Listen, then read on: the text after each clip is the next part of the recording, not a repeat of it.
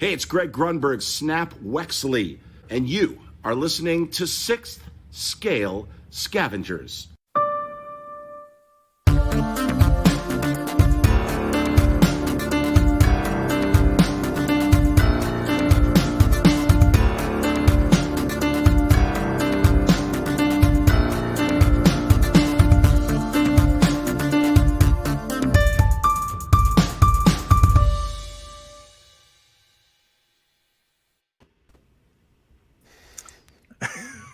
All right, Scavengers, a retro opening here. I forgot I actually had that one, so I figured with the occasion, I thought we'd break out the retro original video intro from our friend Scott at Parker Files. So, Scavengers, welcome to episode 85, celebrating 5 years with a 1-6-figure focus.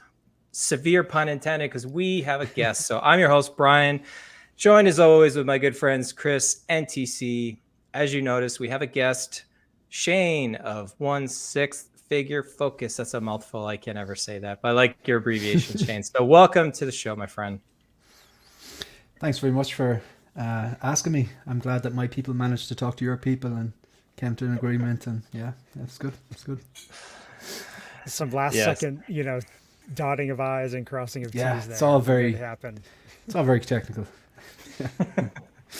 So we have a great show on tap for everybody. So we are going to do our normal show and tell. We are going to talk about some collection updates, and I'm in like part 2 of like maybe part 7 or 8 of all mine. But the guys talked me out of just saying everything else that I had coming up here. But we're going to go over that. And then we are going to celebrate 5 years of Sixth Scale Scavenging and talk about where we've been, some of the highlights of history. And then one of the reasons why I had to have Shane on, because Shane is a scavenger alumni who's out there doing his own thing now, has far exceeded the Scavengers, is consistently, gosh, Shane, you're on almost every day. I see you either streaming or posting videos and whatnot. So it's, I'm slightly jealous. I wish I had the time to do it, but if somebody was out there in the scavenger community or not, even just in the collecting community, and they wanted to get their own voice out there, get their name out there, talking to other collectors, this is one of the best parts, Chris, about doing this. And it was one of the reasons why when we set out at the very beginning, this is kind of what we aim to do. And it's kind of amazing that 5 years later, we kind of accomplished what we were originally looking to do. I know.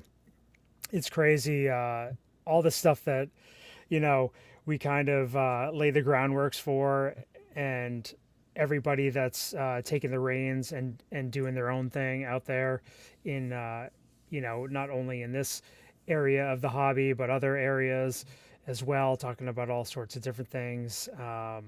It's great to see everybody enjoying, just hanging out with other fellow collectors and talking about what they like to talk about.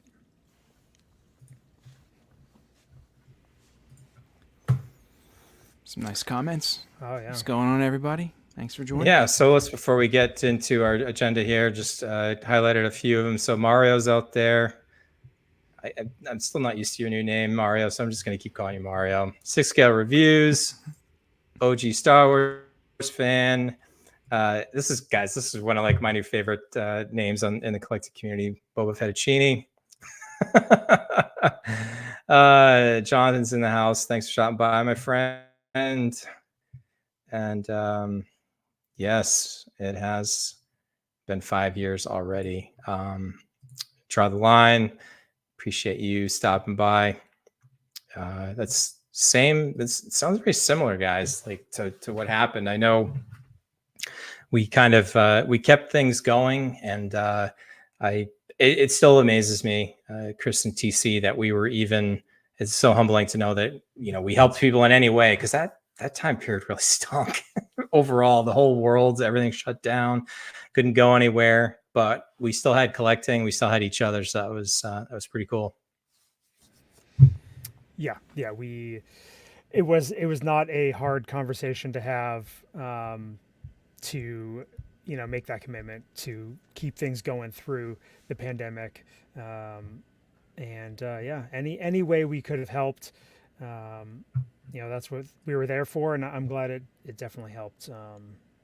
A number of collectors.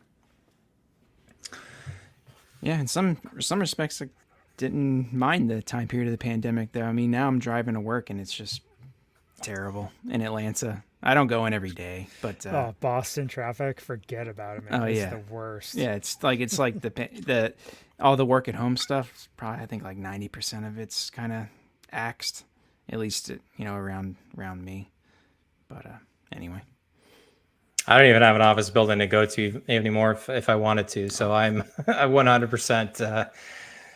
I'm 100% still a remote employee. So a couple other quick things. So Shane, your people, they're talking to TC's people about getting TC on your show for your Visions episodes. I know Chris and I had the opportunity to do and partake in that last year. So let's hopefully make that happen pretty soon here. For sure. My people are very agreeable. Yes, they are. Gotta talk to my secretary. We'll see. No, it should be good. Look forward to it, Shane.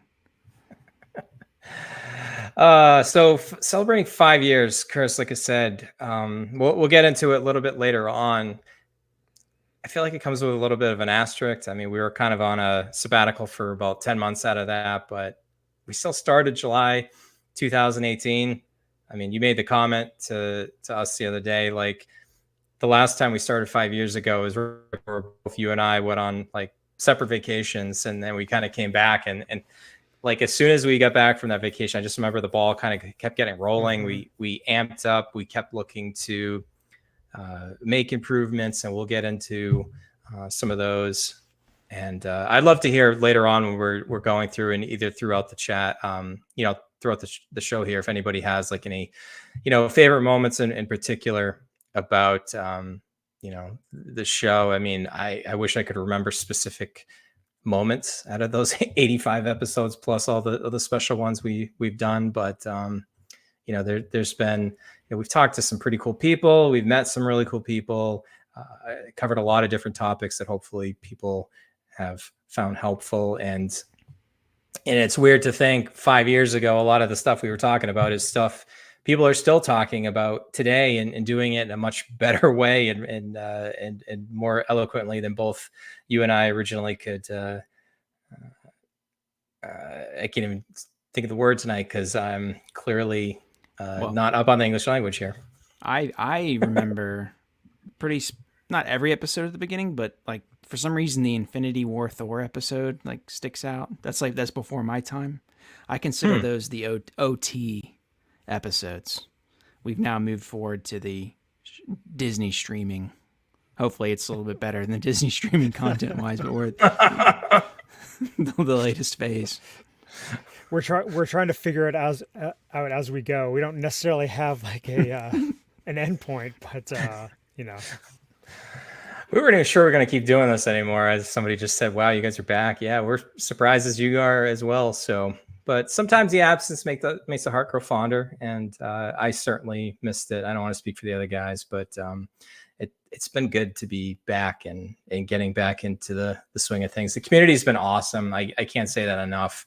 I still am really uncomfortable being called a legend because I'm old, but I'm not that old, and B, we're a bunch of hacks. I mean, the amount of people doing things far better now than we ever did is just amazing. But it is what it is. That's not who we are. So just before we get into show and tell, start that up. I know Jason, one of our best members in our Facebook group, been probably since near the beginning. I don't remember when he joined in particular, but he was talking about our sabbatical here, and he was saying he's headcanoning this as the three of us got blipped at the end of Scavengers Infinity War. We went through some dark times, but we got snapped back at the end of Scavengers Endgame, and we're all good now. So take it. Works for me. Hey, I like it. We went into this other dimension with like trading cards and stuff. That was our That hobby is crashing and burning at this point. Yeah. Go back. I don't know, Shane. Any other quick thoughts before we dive in here? Really quickly, I'll try to keep this as concise as I possibly can, but I'm a bit of a tangent fiend. I'll try to keep it. Look, you're being called a legend, and I think the three of you are legends, and I think maybe you're part Irish because Irish people can't take compliments. So like, I again, I don't want to dwell too much on the pandemic or anything like that. Hopefully, you know, we're through the other end and everything like. But I count myself very lucky because like I didn't lose anyone during the pandemic. Not everyone was unlucky. I didn't lose my job. I understand not everyone was lucky. I didn't lose working hours. And again, I know everyone wasn't as lucky. But no matter who you were affected in some way socially by it. All the things that I'm sure like a lot of people like to do that I didn't, that I know things that I really want to do that I couldn't do, like go meet a friend for coffee, go for a pint. I was supposed to go traveling to New Zealand with my girlfriend, go snowboarding for our summer there, winter. There was so much we had planned that we couldn't do. So no matter who you were, you had some skin in the game. And while I'm lucky that I have a lot of friends and a lot of hobbies who are into different friends, none of my friends collect. And at the time of the pandemic, if you were a collector, you leaned heavier on it because you could do it from home. And if you're getting stimulus checks or you were lucky enough not to lose your job, you maybe had a little bit of cash lying around. But you were still cut off socially from a lot of things. And I felt sometimes there was nights where when I found your podcast, I'd stay up late and I explained that backstage I'd have a beer and some chips. We call them crisps, but yeah, potato. And when you'd start talking, I felt like there's people in the room. There's like people who are just as passionate about the movies and the art and the collecting that I'm into. And that definitely got me through, and I was very, very lucky. Like I said, I was luckier than a lot of people during that time period. But I just want to say thank you, and I do appreciate it. And I definitely think there was direct influence, which we may reference later on, for the existence of my own channel. And you guys are definitely a direct reference. And I'll finish up on this. The first comment I ever had read out on a live stream was by you guys. I was watching live. It's about 2:00 in the morning or something silly, and I said, if your house is on fire and you had to choose 3 Sixth Scale figures to save, what would they be? And you kind of got a kick out of it and you laughed and you read it out. And that was the first time I had my comment ever read out. And I felt I was part of a community. And that's the question that I finish all the Visions episodes on. Like, so take the compliment, folks. I really do appreciate it. And it's I'm gonna fangirl out here, like, I got the shirt on, I'm here, I'm happy to be part of a Scavengers, even if it's just a once-off. Thanks, guys, I do appreciate it. Well, thank you, Shane. So two things before we get going here. So number one, thank you for repping a Sixth Scale Scavenger shirt, the Dopo, for those listening on the audio here. And two, I just lost my train of thought. You would think that it's, I remember what it is. So thank you, Shane, for, as we call, all Americans are pretty bullheaded. So you're overseas. Just joking. Across the pond. We are overseas. Yes, you are. We're quite literal here in the United States. No, thank you for staying up late, because although this is not our typical time, you're 5 hours ahead. So it's after midnight in Ireland right now. So thank you. And hopefully we don't keep you up here too long. But I have a feeling this is going to be a really good chat today. I think Chris might have some competition on the rants tangents. It's a close battle. 1 Shane, 0 Chris for the night. No, appreciate the word, Shane. I gotta tangent. something.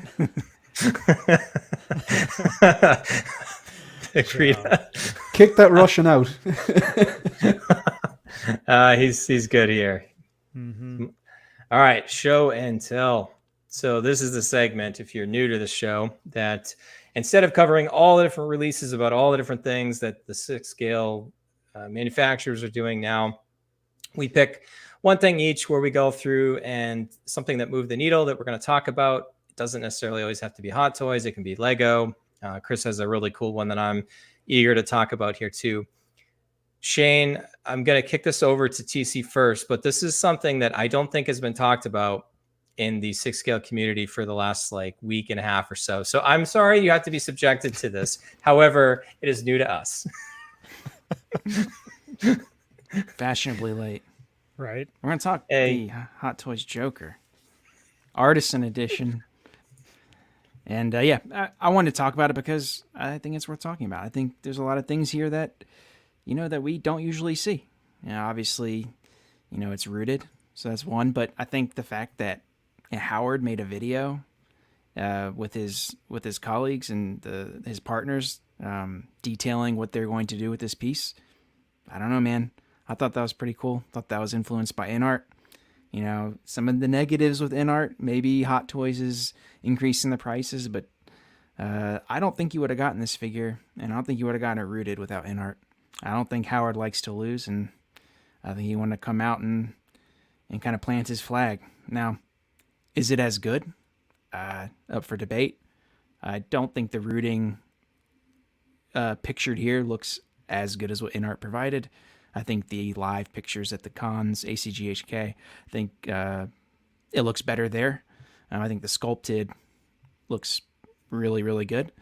But I think one of the main things that I like about this figure is the fact that you can buy the single purple coat Joker with the rooted hair.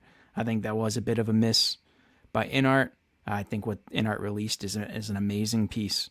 But the fact that you can get this for half the cost of the 2-pack, and obviously you get one less figure, but you can buy the purple Joker without having to buy the diorama jail cell scene piece as well. So I think that's a positive. But hey, I think the more the merrier here. It's cool to have kind of the Joker battle. And what do you guys think? Shane, what do you think? I know you love this talking Joker. I know you love the talking Well, actually, Joker, so. Shane, hold on one sec. So TC, I just want to run through the comparison shots that we've got on screen here. I added these without even telling you, but I do know that you do have the INART version of this. So somebody had taken the time to do these, these side by sides, and they're not the exact same photo. The lighting isn't exactly the same. So again, with a lot of things that we do say, take it with a grain of salt. Yeah, I mean, I think INART I think they've got a better sculpt. The hairline, I think, is more accurate. The jacket is, I think, a little bit better. The fit and form tailoring overall a little bit better. So I'm not saying the Hot Toys one is better. I'm just saying it's nice to see a competition in a sense. And but I don't think. I mean, I like the stern look of the Hot Toys Joker. It has a little more emotion to it than the INART piece, but I think they're both great. I think you're probably, the INART's probably overall just a little bit higher quality. But I will say on my Joker, the joints are squeaking, which is kind of a miss. The knees, I bend them twice to just test it out, and they're already kind of squeaking, which is, I never had that happen with a figure, so it's a little bit disappointing. But other than that, it's pretty top notch.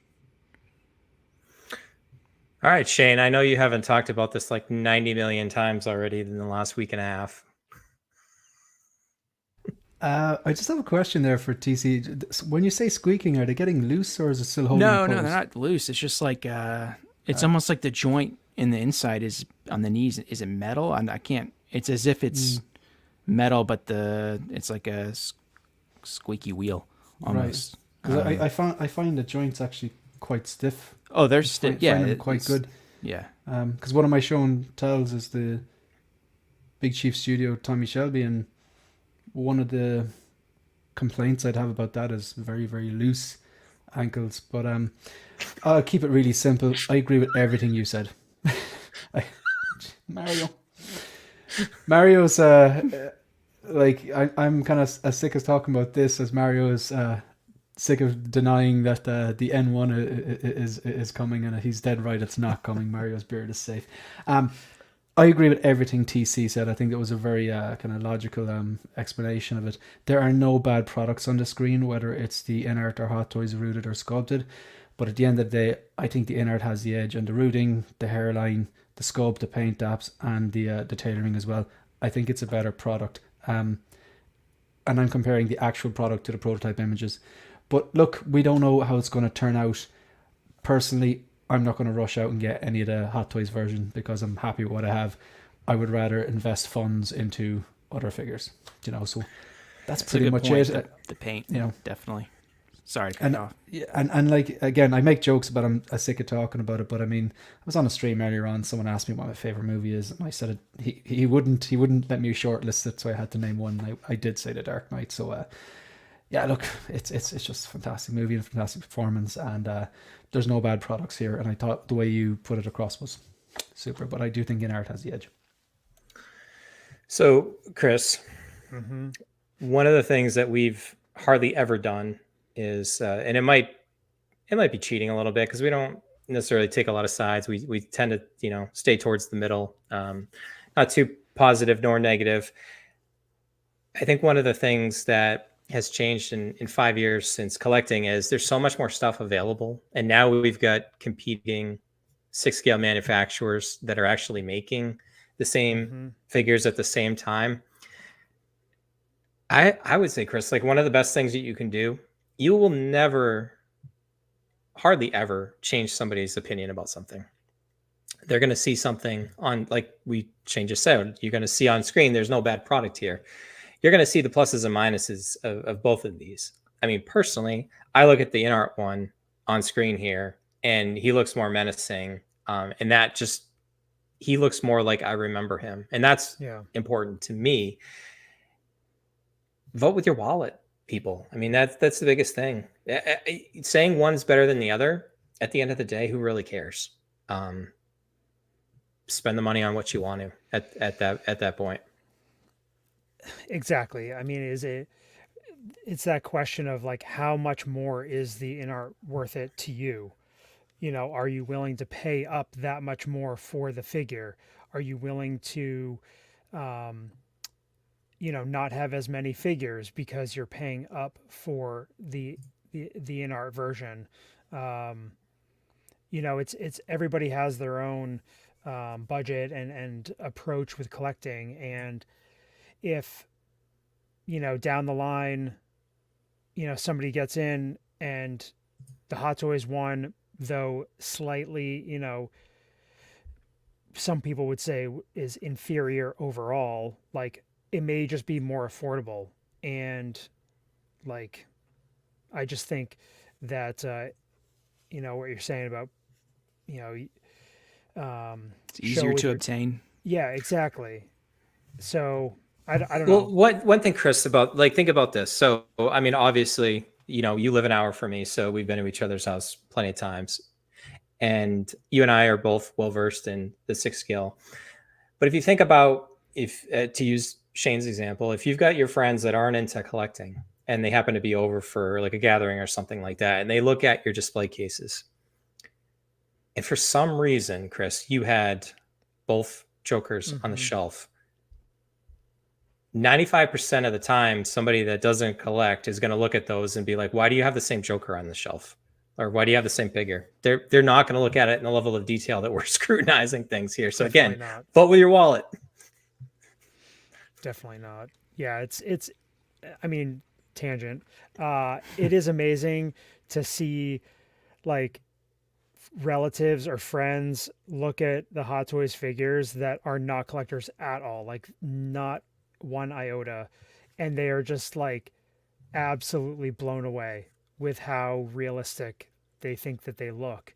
And so I mean, it's, you collect for yourself, but like it is it's fun and interesting to see people that aren't in this space, like how they react to these figures. And like 95% of the time they're just like, it looks like a little person, like a person that's just like in 1/6 form. So I just think, between these two,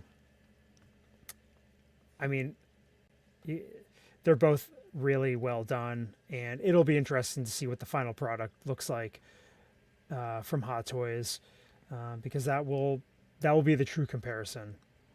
Yeah, I mean, you're not going to get, with Hot Toys, you're not going to get the cool arm innovation with the magnetic connection to the forearm to the shoulder area, and you're not going to get the magnetic wrist joints and the licensed Glock. They're just not going to do that. But they've never done that, so it's not anything that's unexpected. Could save you some cost in the end. We'll see.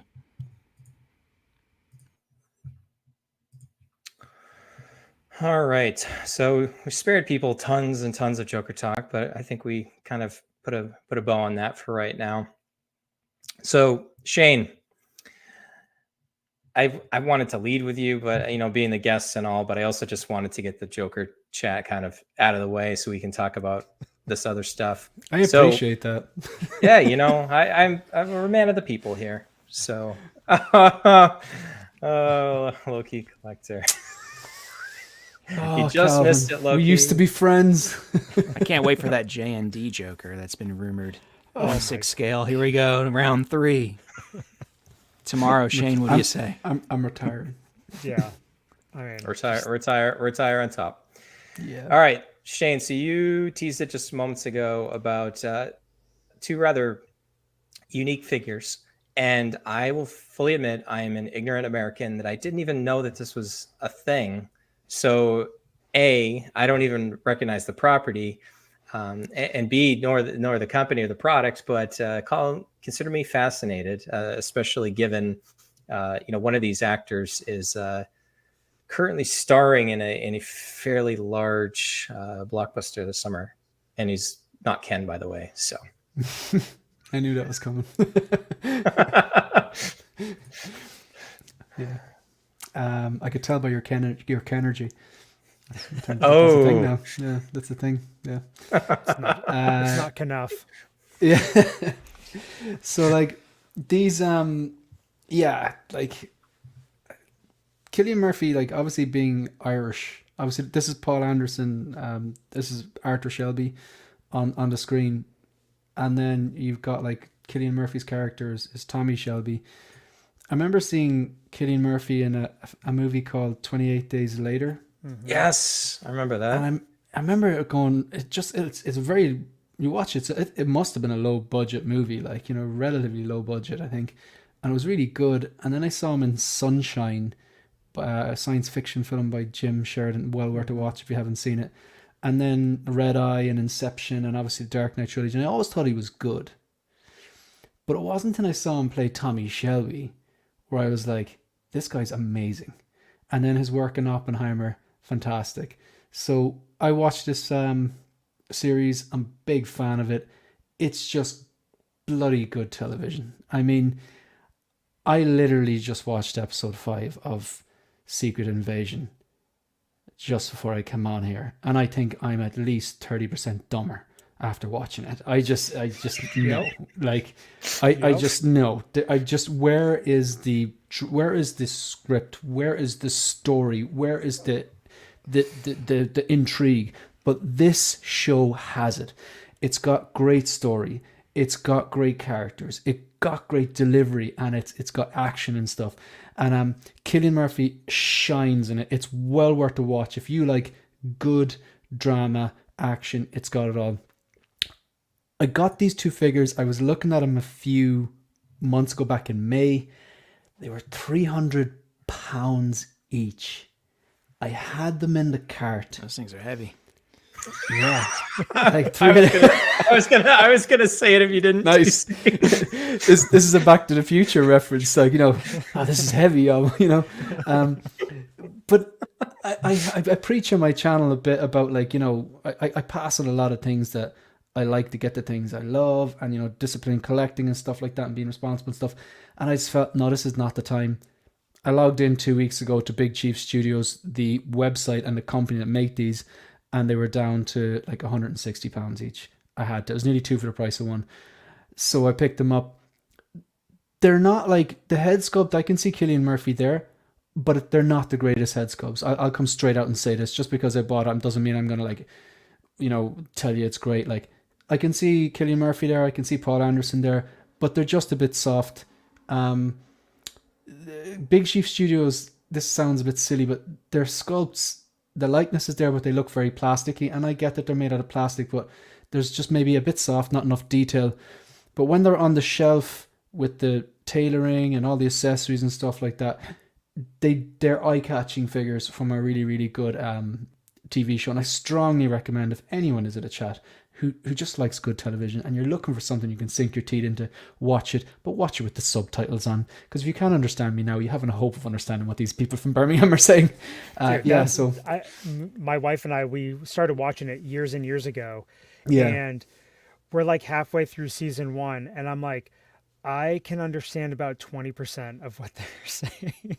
You know what, Chris? We didn't continue it, so I watch with the subtitles on, and like, they're only, they're obviously the Irish accent. I would think it's very, very different to the English accent. There's like subtleties and stuff like that, but I watch it with the subtitles on, and a lot of times they talk really fast or they mumble or something like that. It's just part of the characters, but it's a fantastic show. The final thing I'll say in it is the signature editions of these were £300, but the collector edition were £260 each. For the signature editions, they're limited to 400 pieces each, and each of those 400 pieces comes with a laser etched plaque with the actual actor's real signature on. So, like I have Cillian Murphy's signature. I think that's pretty damn cool. Awesome. Who knows? Fingers crossed he gets that Oscar. But I do think that's kind of exciting. So. Nice. Yeah. I think it's all but a certainty that he wins at this point. I hope he wins. I haven't seen it yet, but I what I love is this guy here. He comes with a gin bottle which says Shelby. It's like Shelby Company Limited, because they started a gin company. He's got a tumbler full of whiskey, and this guy's got a cigar and a bottle full of what I imagine is moonshine. But it's just so awesome. Yeah, it's just cool. Great accessories. Yeah, absolutely. And to be honest, Shane, if you didn't come on, we never would have talked about this. So, if somebody is tuning in and has heard of this before, and now they, so this is, and I can hear the passion and the excitement when you're talking about it. Like you said, even though it's not the best figure, sometimes you seem to be like me, Shane, when you look to collect things of like to get that memory or the fondness of watching something originally from, you're about the same age as Chris and I. You're 21 too? Yeah, of course. Times 2. Yeah. Same. But when you can look at the shelf and you kind of you have that memory there, and it doesn't always have to be the best figure. I mean, we always want to. Unless you're me, because I do stupid things all the time. This is why we have a channel. Is if you are budgeting your money well, spending it well, you can still get things that you enjoy. And like you said, that's Exhibit A. The first thing you said there is like, that's a true scavenger right there. Is getting a 2-for-1 just by waiting. Yeah. Pretty cool. And I make mistakes. I do make mistakes, and I think I some later on. I make all kinds of them. Yeah. I make the mistakes so nobody else has to. And I talk about it. I own it. Yeah, I do. I don't hide from them. But all right. Those Iron Man figures, Bryan, have been on Fontaine Island for years. I know. So those aren't mistakes. I got to see if I can talk to my son about seeing if we can get rid of a few of them. Trim the bottom fat. I'm more looking for display space later this year, more than anything. And the funny thing is, actually, speaking of tangents, Shane. So when we redid my basement down here, and this door that you can see on screen here, that back half is where we have an unfinished space where we lost like almost all of our storage. We actually have to pay for a storage unit to keep a lot of our extra stuff. So I was like, I'm not going to keep all these Hot Toy boxes. And I was like, all right, this is going to be the way to prevent me from ever selling any of these Iron Man figures. Is I got rid of all the boxes. I went off and sold like all the extra head sculpts that I was never going to display, all the like the doodads and stuff that were worth something, like sunglasses and whatnot. So yeah, even if I did, I'd have to sell them loose, and they don't come with anything. So I think you're right, TC. I think those are on Fontaine Island to stay permanently here. So Hey, remember when we were like sell the bases out of the figures and then be like, oh, I don't want the figure anymore, and then you're trying to sell the figure without the base? We had several Times. episodes about that. Good times. If I could reference the exact episode number, if somebody was having that issue, we could tell you the before and after of that, like Chris just said. I feel like there's a joke there about a baseless argument. It's just I'm just not quick enough now. I've had half a beer like this. Well, actually, I've had several, but like I'm just not quick enough right now. But there's something there. I mean, for it being 12:30 in the evening, Right. your time right now, Shane, you have had 2 to 3 zingers here. I'm give you the little golf clap here. Yeah. We try. All right, Chris. All right. We're getting into a different scale here. We're getting into 1/18th scale. You imagine seeing this in 6th scale? Oh my god, the freaking thing would be massive. The size of a house. That would be a flex by Hot Toys. So we're talking about the Haslab Star Wars 3 3/4 inch vintage collection Ghost from Star Wars Rebels and the upcoming Ahsoka series. This is their new campaign announced at San Diego Comic-Con and is now in effect. This thing it's crazy. I mean, it was a worst kept secret. Like everybody kind of knew about it, knew it was coming. Hasbro had to do something different with Star Wars with their Haslab campaigns because the last couple ones that were not 3 3/4 inch didn't get funded. So they went back to what really drives the Star Wars collector base. Those original 3 3/4 inch Kenner figures have evolved into these super articulated vintage collection line, and now you can get it in, or will eventually be able to get it in,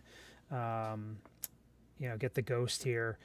So the Ghost itself, $499.99, and that's shipped. And they had a initial goal of 8,000 backers, and it's now been funded. It's hit that 8,000 backers. Comes with Harrison Dula. It comes with the Phantom, which is like a little ship that docks into the main hull of the Ghost, and they can go off and do missions. The next tier for the Haslab is at 11,000 backers, and you'll get Ezra Bridger. Right now, it's at like 9,500 with 35 days left. So I'm thinking we're going to at least get to Ezra because the next couple goals seem slightly. At this point, I'm curious and apprehensive whether or not it's going to hit them. But the next goal is 14,000, and that's where you'll get Kanan Jarrus. And then at 17,000 backers, you'll get Zeb Aurelius. And all the figures that are to come with this are carded, and they have the card back has the images that are in the big mural that Sabine painted on Lothal. I mean, the thing about this is it's going to be the biggest vehicle ever in 3 3/4 inch. It is, I think, 34 inches long, something like that. It's like 13 inches high. I think it's like 20. Here you go. Okay, yeah. And then 28 inches wide. I mean, the thing is just absolutely massive. If like Mario was at SDCC and he said, it's an amazing piece, like you saw how big it is compared to a human, and it's just like, here, yeah. That's how big it is compared to the big Millennium Falcon, which I have, and the thing is massive. And I can't believe how much bigger it is than it. I love this type of stuff. My collecting is rooted in 3.75 inch figures, and I mean I plan on backing this I haven't yet. I want to see how things play out. With 35 plus days, I can, save, because you have to pay up front to get your spot. But the amount of engineering that went into this, oh, definitely. Moderator Mike in the house. Yeah, It is going to need its own. You know? It's going to need its own parking space. Well, you're going to probably be living in the garage after you get this, so. You're not wrong. Is Ahsoka supposed to be in this? I don't know anything about Rebels. Is there any reason why she would be? Well, no, hold on. Chris is going to be like, let me crack my knuckles here. Yeah, I mean, Ahsoka did, when she made her appearance on Rebels, it was on the Ghost. And this packaging is going to be branded Ahsoka for the series. Wow. So, because it's got Lucasfilm and Hasbro, they work together. At the deadline. Yeah, I know. I'm dragging my feet here. So they work together, and so it's got the paint scheme and everything from how it's going to look in Ahsoka. All the interiors, the cockpit, the like gaming area, the bunk area, all that stuff is all based on the Ahsoka series motif. And so I mean, just the fact that the box is going to say Ahsoka means that I have to buy it. It's just like it's just how it is. But you need 3. I know. Rock, stock, and safety. Man, Just in case. At $500 a piece, and the box is going to be insanely huge. It's like, oh man. But if you go on that, that idea, you have one, and you can sell the carded figures out of the other one, and make some money back, and kind of wheel and deal there. Who knows? But yeah, I don't know. What do you guys think? I mean, maybe it doesn't fit your collections or what you're into, but how do you feel about it? Oh, I already know that I'm going to get visitation rates at the Letty household, so. Definitely $5 admission, but anyway.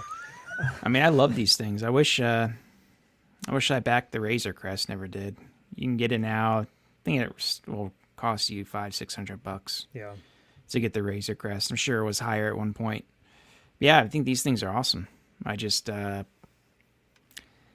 don't know anything about the Ghost, so to me it would just be buying to hold, and I don't need to be doing that all the time. So I'm gonna probably pass on this one. However, it looks awesome. I love the carded figures. Those are always my favorite things that come with these Hasbro Pulse items. Is you get the cool, unique carded figures that I believe they don't exist in any other. No, those ones will they'll get released in mass mass waves or whatever, but on a different card back. It's going to be like an huge Ahsoka card back. Yeah. But yeah. Shane, what do you... I was just going to say, before I throw it over Shane, this is 100% getting fully backed. I agree with Mario. There's going to be people that at the very end are going to buy up like 4 and 5 just to make sure that they get all these, these carded figures. Yeah, definitely. And then I think there's a Sabine that is... she's going to be released in a deluxe set, and then they haven't announced a chopper yet, but I'm sure those will get released individually carded down the line as well.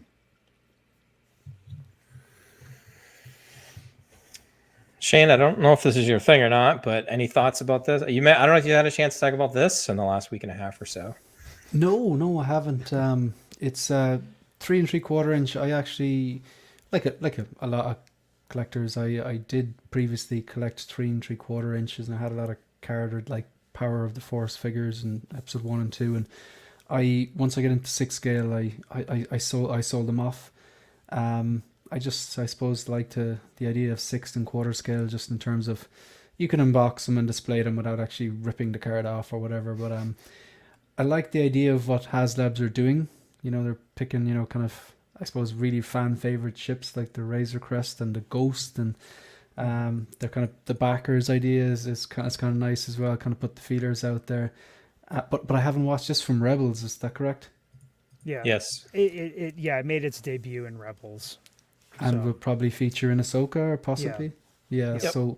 And then you actually nerd moment here, Chris. You know this, but like the ghost shows up at the Battle Scarif on screen. Oh, right. So.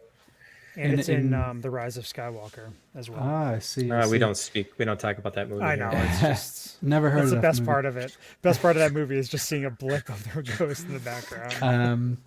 But like, see, there's a lot of things like this which I'm like, okay, I haven't seen the source material. I'm ignorant to it, and I don't want to watch it in case that I really like it, and then I have another thing that I want to buy. It's like I'm just going to sidestep that one.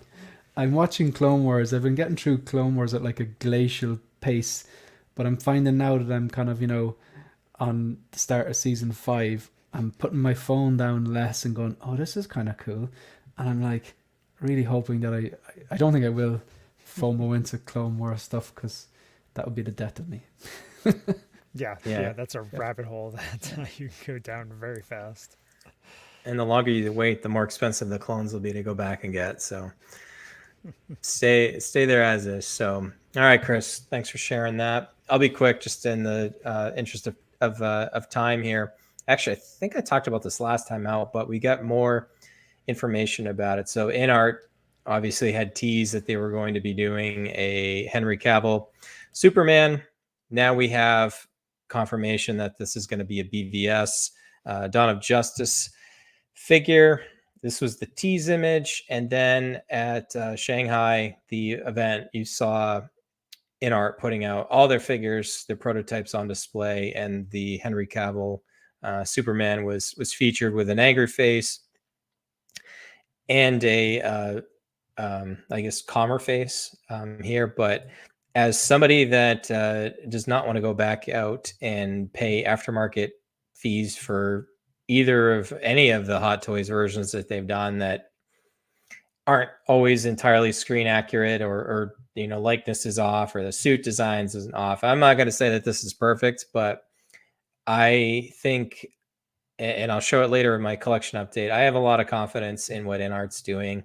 And I'm not saying I'm going to go buy every single INART release they do, but if it is a character like this that I'm interested in, as I've mentioned before, a lot in 85 episodes, I do collect with my son, and we'll get things that obviously my likes supersede his most of the time. But if there's something that we both like and both enjoy watching, certainly going to be something that I'll definitely look at. And this looks pretty good. I know, Shane, I know you've talked about this quite a bit. TC, Chris, you guys haven't probably had an opportunity yet. What are your thoughts here, TC? I think it's really good. I mean, what's to say? I mean, do you have the other sculpt pictured? The the angry sculpt. Yeah. I don't have a closer look at it. I think this is near perfect. I mean, this is really, really nice. So I'm wondering how they'll release it. Will they give you both? Will you have to, kind of like they did with Pennywise, you can buy one, the other, or you get both together? Kind of hoping they will do that, but I guess we'll have to wait and see. But I think this is one where you could buy the angry sculpt as the standalone. I don't see the need to have the calm look. But I mean, if that's what you like, then that's what you like. But I'm just saying, usually people they get tired of the different, the expressions on figures, whether they're smiling, laughing. But this one, I don't know, man. I just think it looks great, and I don't know how they're gonna do the stand where he's elevating. It looks like there's a pole that must attach to something that doesn't damage the suit, hopefully. But yeah, I mean, this is just really cool, and the cape looks awesome. It looks like maybe there's a clear acrylic thing behind him. Yeah, there is. How does it attach, though? Maybe at the shoulder? Okay. Magnets would I'm be joking. Cool. I'm joking. You could be actually right. That would be a pretty steady one. Someone messaged me, I think they commented on a video or live stream I did, because we were talking about exactly this, the the acrylic pole, and how like the Justice League one had the dynamic grabber, and that can sometimes affect the suit. And they messaged me saying there's magnets out there, small magnets that can like hold something ridiculous, like 80 kilos or something ridiculous. I But don't doubt it could it. be done. It's probably pricey. I'm getting 500 plus. And who knows if they're going to... I don't think these are rooted. They look sculpted to me. Yeah. So we'll Looks see. very good though. I know, yeah, you don't need it, but Yeah. I'm wondering how they'll release this one. It's a lot of it's up in the air, but I think it's all good things. I'd love if they did a Clark Kent, just a Clark Kent and Yeah. a Superman, and you get the drape cape, the dynamic cape, and both sculpts. But I think that's very wishful thinking. I mean, I could see that with like, they throw the glasses on this, use this head sculpt for the, for the Clark Kent figure. I mean, I hate to be, causation or whatever that term is. So, I mean, with the Batman figure, we've already got a Bruce Wayne. So we're not going to say every time they do a DC superhero that they're going to do, both. But I think, and I don't even know how the Bruce Wayne figure is doing. I mean, I might have it on pre-order, but, I don't know if collectors are going that crazy for it. So I don't know. We'll see. You are John Wick of the 1/6 scale collecting. You are back. You guys don't even know the half of it. Oh, goodness. Because there's still a lot of stuff that I haven't even told you guys yet. So I don't know. I'm in on this. So Nice. I don't know. Mario's thinking about going for the INART DC Trinity, because they've also said they're thinking of doing Affleck, Batman, and Gal Gadot, Wonder Woman. So just saw Marco pop in the chat. Great job, Marco, last night on hosting Collecting Weekly in Zach's stead. So I think Zach he might get Wally pipped here. You never know. That's a very obscure sports reference, by the way. And if you're Googling that right now, I don't blame you. Yeah. Do you guys even know what Wally pipped? Yeah. I've heard it before. I don't know what it's referring to. It's Lou Gehrig, right? Yeah, I think it was. Yeah. So What somebody was the got hurt. reference? Oh, okay. Someone got hurt. and he entered the Wally lineup, Pipp. Oh and no. Lou Gehrig took his place. And then played in Rest like is how history. many games? Yeah. In a row? Mr. Iron 2000 Man, something yeah. games. Yeah. Anyway, baseball, American baseball. Yeah. Shane doesn't want to hear about that. There's a reason they serve beer at baseball. Yeah, I know, because it's really boring. Well, now they instituted the pitch clock, so everyone's upset that the games are going a lot faster now. They're taking 2 hours instead of 4 hours. I've been to the Cutting back States a lot. concessions. And I went to a baseball match when I was about 16. But I always thought it was time of my life I'm not getting back. Whereas I went to 2 ice hockey games and I loved them. Actually 3, loved them all. Thought they were fantastic, loved them. Very, very different sports. Yeah. Hockey, Yeah. much, Less teeth. much, yeah. Yeah. Much Especially more in action. person. Yeah. Hockey's awesome in person. On TV, not as good. Yeah, I'm not as much of a fan on TV, but Oh, all right. Well, lots of diversity there in that show and tell, and it's not a wooden ship from the Civil War. sorry. It's an Anchorman reference. Showing my age here quite a bit. All right, let's go on to the collection updates. I'm just going to go last. I don't want to show anybody up because I'm just going to go last for the next 6 episodes. What did you call me the other day, Shade, on the Hope Show, Baba Yaga? Yeah, the Baba Yaga, because you're back. And if you keep going last on all the future episodes of the Scavengers, 60% of the time that'll work every time. So Yes, I got that one. Not some cologne that I'm going to be wearing right now. So let's go guest first. They're going to go Shane. I'll throw it over to you here, and let me just bring up some of your photos. I did just notice, unfortunately, disclaimer to everybody on the stream. Obviously, people that are listening to this audio version won't understand that. But Shane, I apologize. The way I saved the photos, it ended up miniature version, so they're not quite full screen. Dude, these are fan favorites. Right. Like That's okay. Scale pictures. It's like a 6-scale picture here. I don't know if we This get is- Chris's like 1/6 iron here, we might be able to like spread these out a little bit. So this is the 1/100 scale, Tommy Shelby. If it's in a hot wheel. Yeah. So I spoke about this already. This is the Big Chief Studios Tommy Shelby. Yeah. So I think I've said everything I've had to say. I have Arthur as well. Arthur's there, so he's smoking a cigar behind me. And the Besman Luke, I just think this is fantastic. That base absolutely makes it, having it lit up with that beautiful red-orange glow and the generators. And I have a CCFL as well, which is just awesome. Lael, how are you? I'm sure Lael has definitely got this one because this is, Star Wars. So this is just fantastic. I heard a lot of people say like it's a very kind of like, it's funny. People were crying out for Besman Luke, and then when it arrived, a lot of people saying, it's very clean. And it is quite clean, but with the sum of all the parts, with that light up base and the tailoring and the improved head sculpt and the DL44 blaster, and I think if you get a CCFL with that, it really just sets it off to the next level. But love this piece. So yeah. My ignorance here, Shane, and I've heard of these lightsabers before, but somebody living under a rock that has never heard of like what that is, like what is the skinny on that? So the regular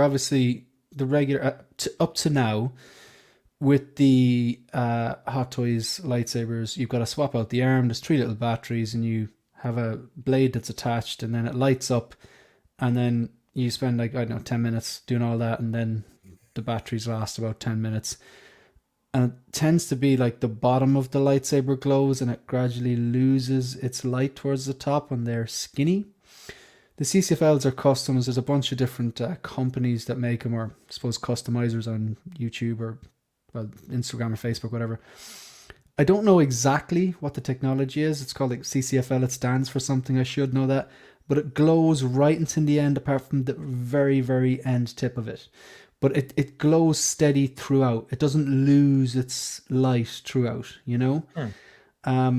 So it's they're quite good. They come with like a little remote and stuff like that. So like I should be able to turn off, if you can see Ahsoka behind me now. Are they wired?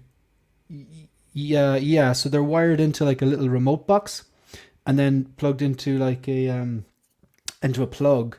So like I should be able to turn off Ahsoka there. Yeah, so they're off now, and I can just turn them back on there again. So they just look more realistic. Now on the flip side, I have heard they are expensive.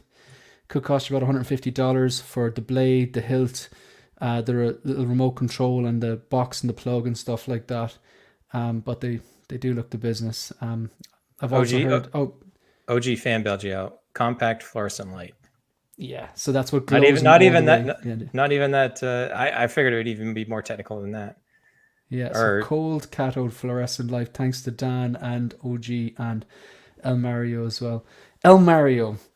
But they just look the business, man. They look like real lightsabers. Maybe Hot Toys' new USB will give the CCFLs a run for their money.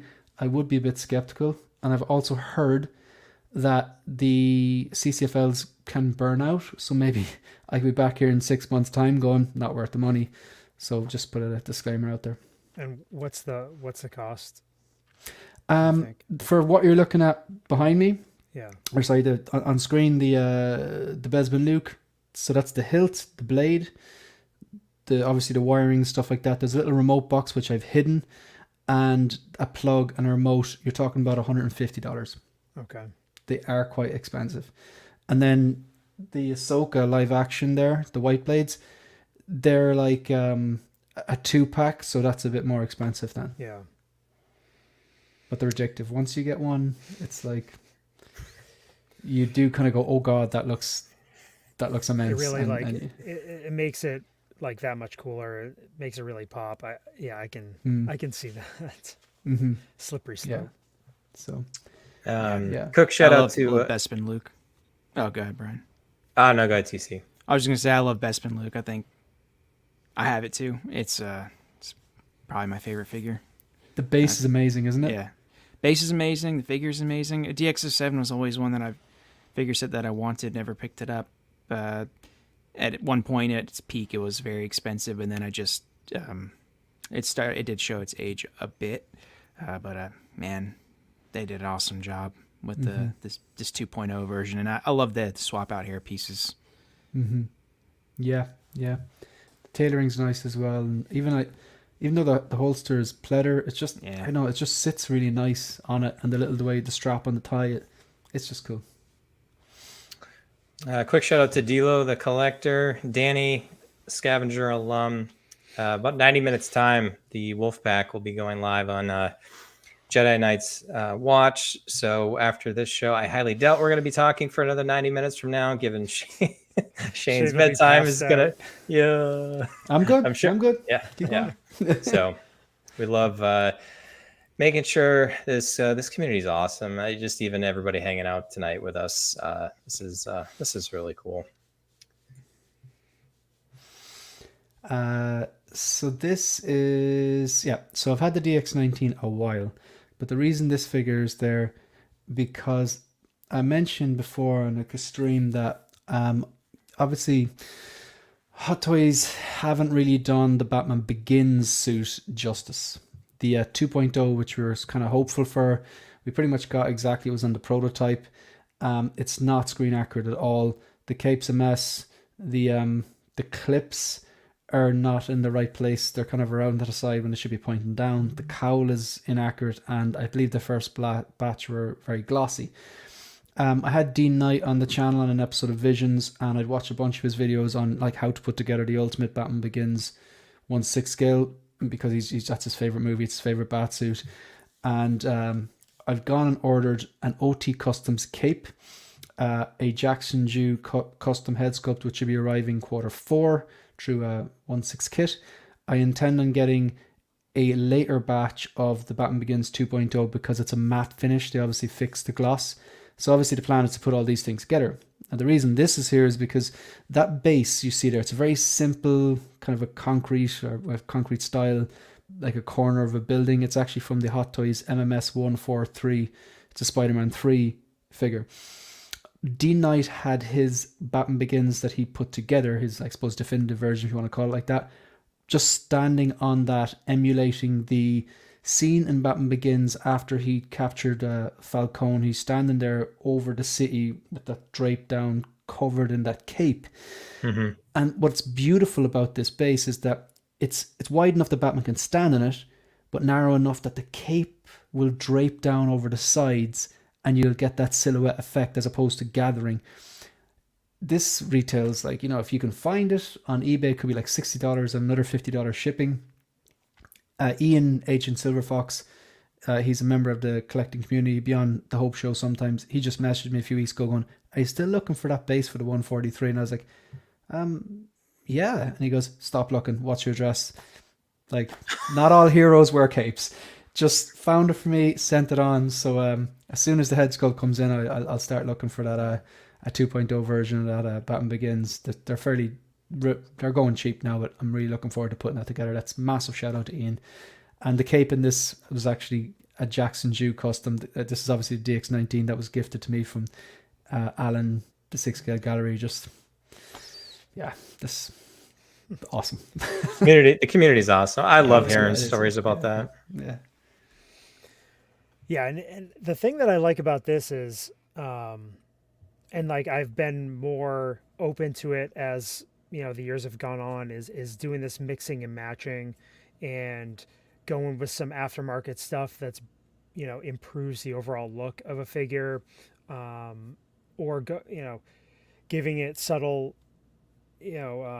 accessories or something to just make it look the way that you really want to make it look, instead of like just how it is out of the box.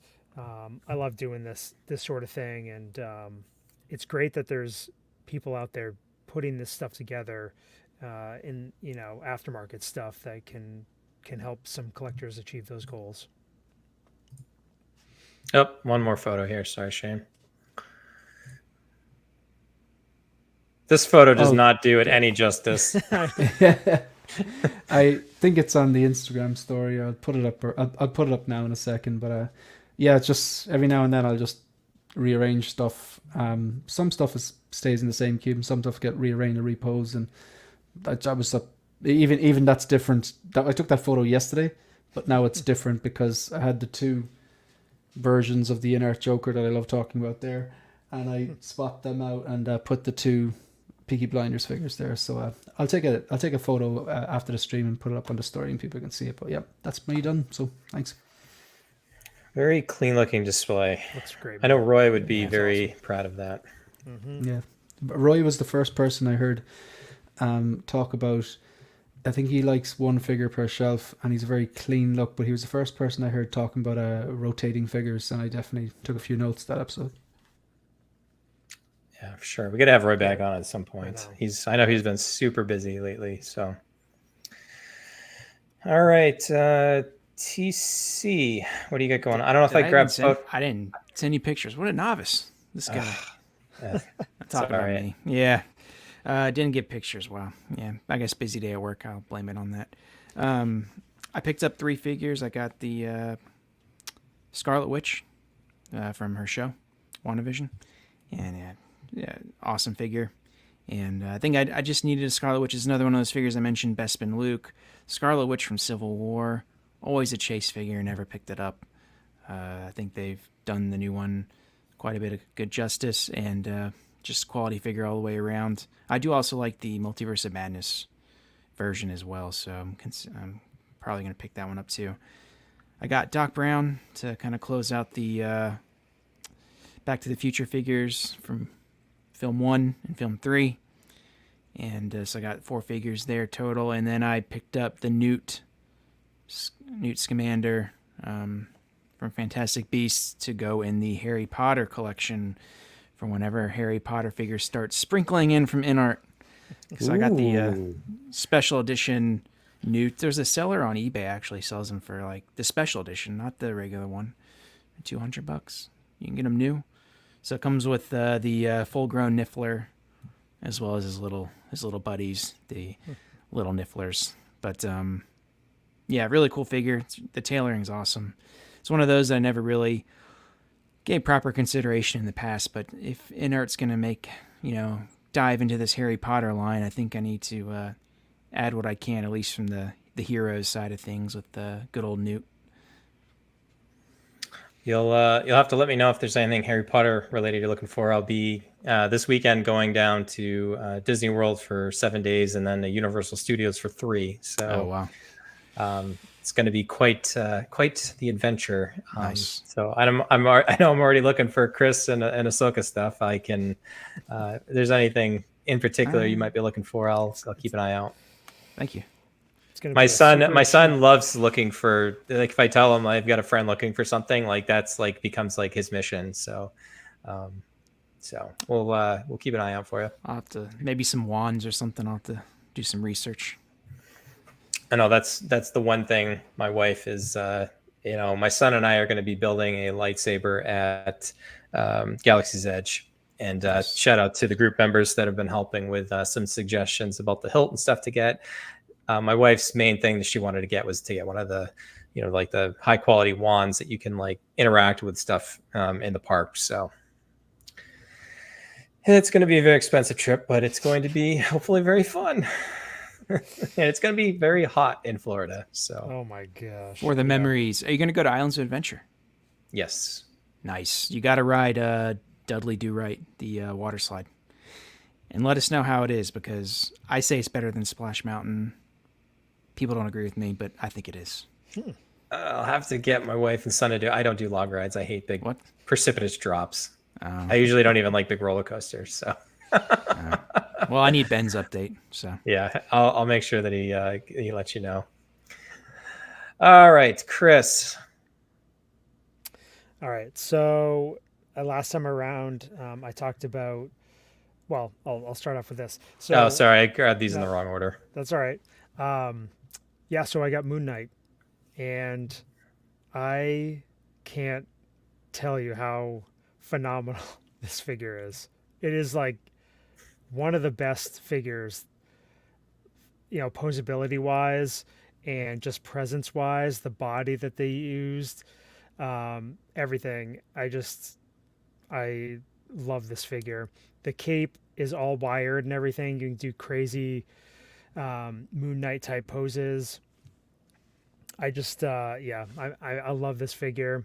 I didn't put the batteries in the head to light up the eyes yet, but I grabbed this one right before it went waitlist on Sideshow. I had a coupon and some rewards, so I got the overall price down pretty reasonable. And I would say if somebody's a Marvel fan and they really like the show, or they really like Moon Knight, I highly recommend this figure.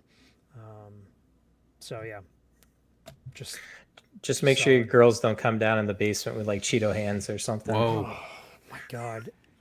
Well, I literally I unboxed the thing and my daughter comes down and she's like just washed her hands and she's like, "Oh, what's going on with this figure?" and stuff. I'm like, "Oh my God, at least you washed your hands." But her hands were wet and I'm like, "Oh my God." So yeah, I had a conniption fit. So anyway, no damage was done, but I cannot wait to have displays where I can lock the figures in and I can't get to them. But yeah. And then the other figure, it was my show and tell last time around. I got Costco Reeves in hand. I got this one from Ray at Underground Figures. And this is one where I had a really hard time photographing this figure, but in person, I think the figure is phenomenal. With the head sculpt, I think they nailed the likeness and just all the different textures and parts of her suit and everything. I think everything looks good together, but quality figure overall. And then just another thing in there, TC and I made a trade, which is kind of rare, but I ended up getting this Ahsoka licensed one-of-one sketch card off of him from artist Shiloh Lee. I think we talked about it on our sketch card episode, but I appreciate the deal and tucked safely into the Ahsoka collection. Just something a little different there.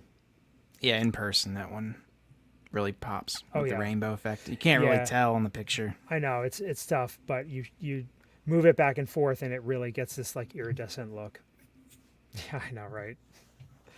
I know, I'm so predictable, Michael. And I'm the unpredictable one.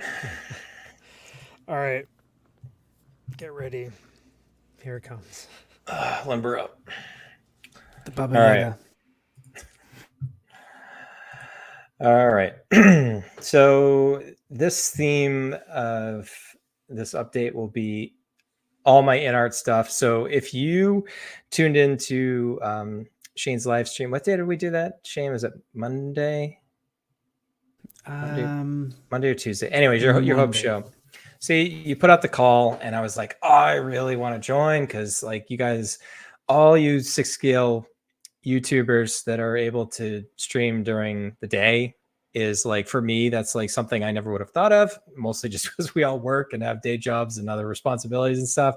But for you that are across the pond, for you, it's 3:00 in the afternoon. For me, Overseas, it's 8:00, and that's a normal time. So I don't know. It's just really cool. So anyways, your topic was mostly about INART and what they've released so far and what are you interested in. And I gave you my list and you're like, hold on. So all my list has already been spoiled if you saw Shane's stream. I was only able to join for 20 minutes or so, but on screen, all of these things were there. So spoiler alert if you've already seen it or know about it. But I will start with my, I do have one pickup that's actually in hand and slightly inspired by my trip to Florida next week. I also just love the Pirates of the Caribbean. And as Robert very succinctly had said in our group, just because you've gotten rid of a figure before doesn't mean you can't get it back. So I found a pretty good deal on eBay for a used condition one. Didn't have the outside shipper box. I don't know. Maybe it did. It got shipped in that. So I take that back. Hardly displayed, adult collector, all those other fun things that you look for. So I'm actually really glad to get this back. And so last time out, I talked about the Magic cases and having a Back to the Future shelf.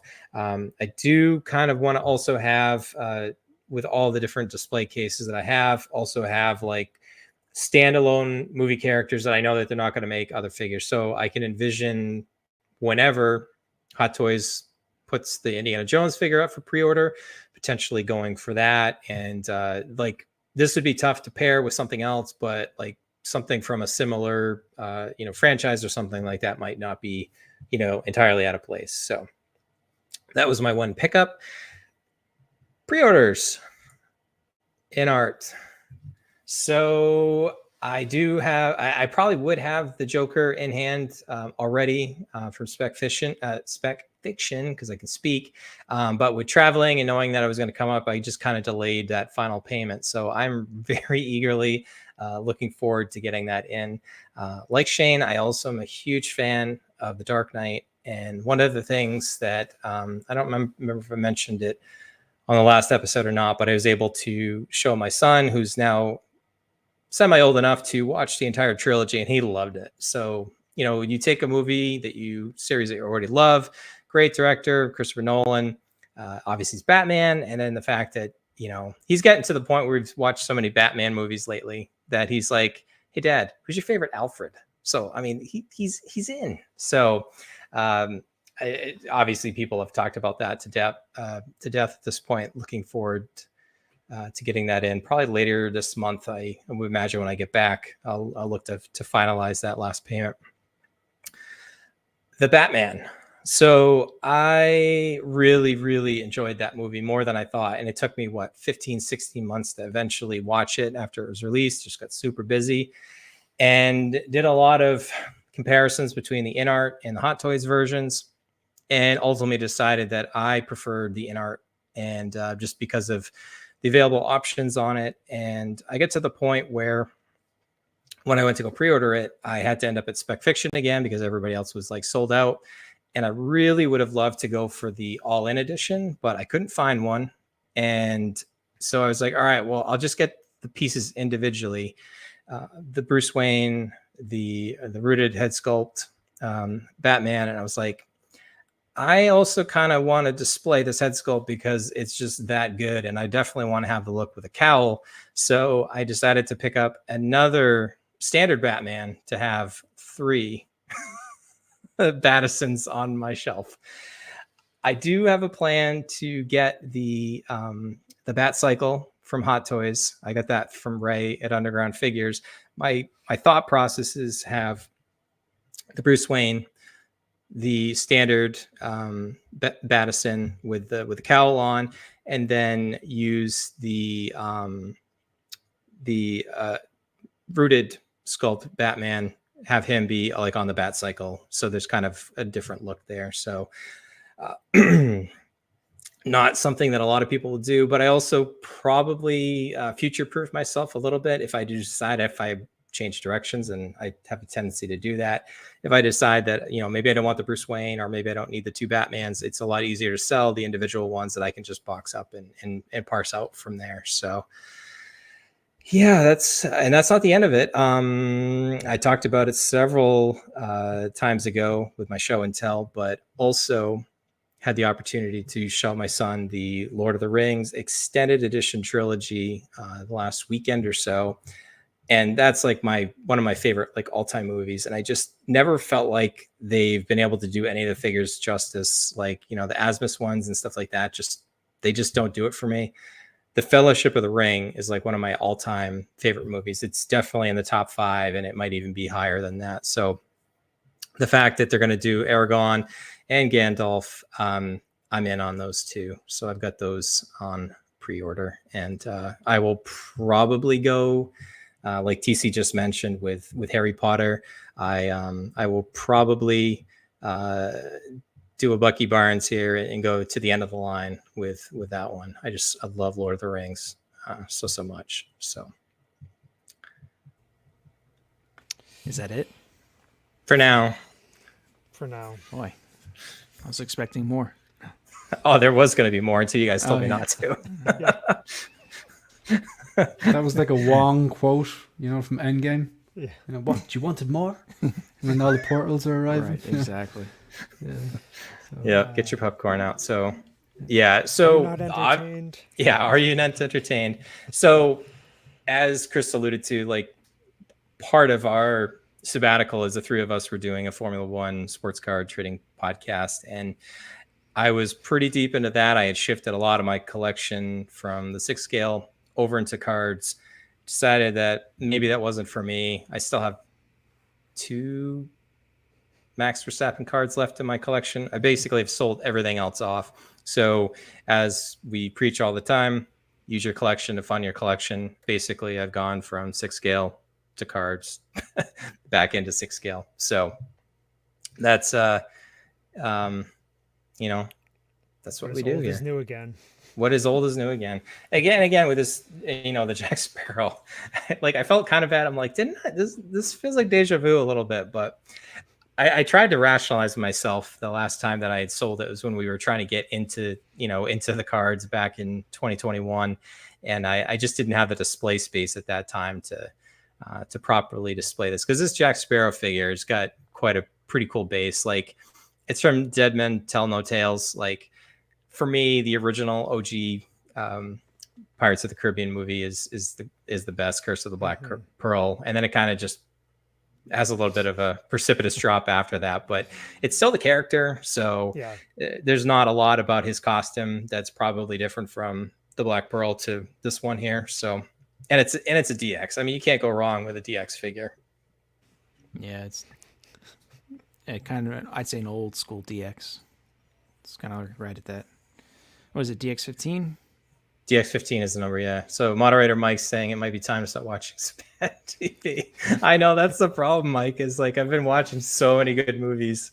So Shane will be back in momentarily here. But, I think about all the movies that I've been able to show my son since like air quotes, like, summer. Actually, of all things, his first DC movie was we went to go see The Flash in the theater.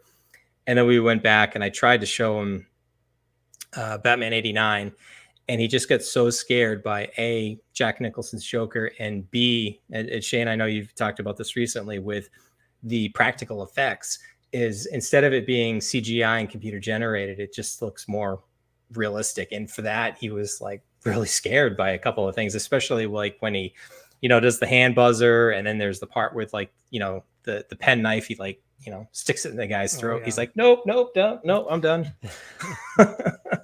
So, we've done, the Dark Knight trilogy. I've showed him Man of Steel, BVS. We watched Zack Snyder's Justice League the last couple nights. So he's, whereas like Marvel's been kind of slipping lately, it's been a good time to go back and watch, some classics and some good movies for sure.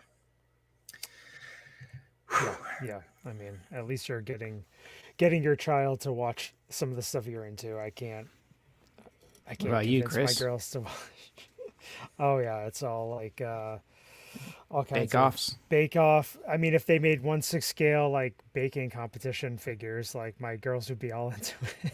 So like, I mean, they make Barbies, but like, yeah, I mean, it's some of these companies, they gotta branch out and try this stuff.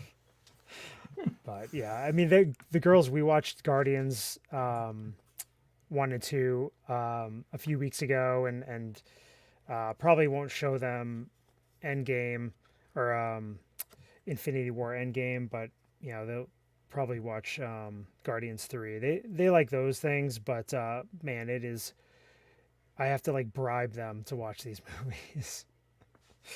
It's maybe most of the time my son's like, he's asking me, he's like, so we're watching the movie tonight? So yeah, he's all in. So Guardians 3 just hit Disney Plus today, so that's when I'm finally gonna take a chance to tune in. I love that movie. All righty.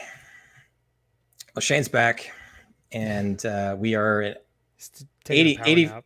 85 minutes in. So, Shane, I want to just do a quick time check. How you feeling? No, I'm good. I'm good. I'm good. Just had to use the bathroom. Probably too much information, but I'm good. Yeah. I think that might be the first on-screen reference in Sixth Scale Scavengers history of using the facilities. So, I mean, that's usually like on a Collecting Weekly stream. I'm like, I gotta go off camera for a little while. or use the refresher, as they say in Star Wars. I know, right? I should have said there's someone at the door, but I've already said it's like 1 o'clock in the morning. So. And they might be a little alarmed. It might be the police or something. Yeah.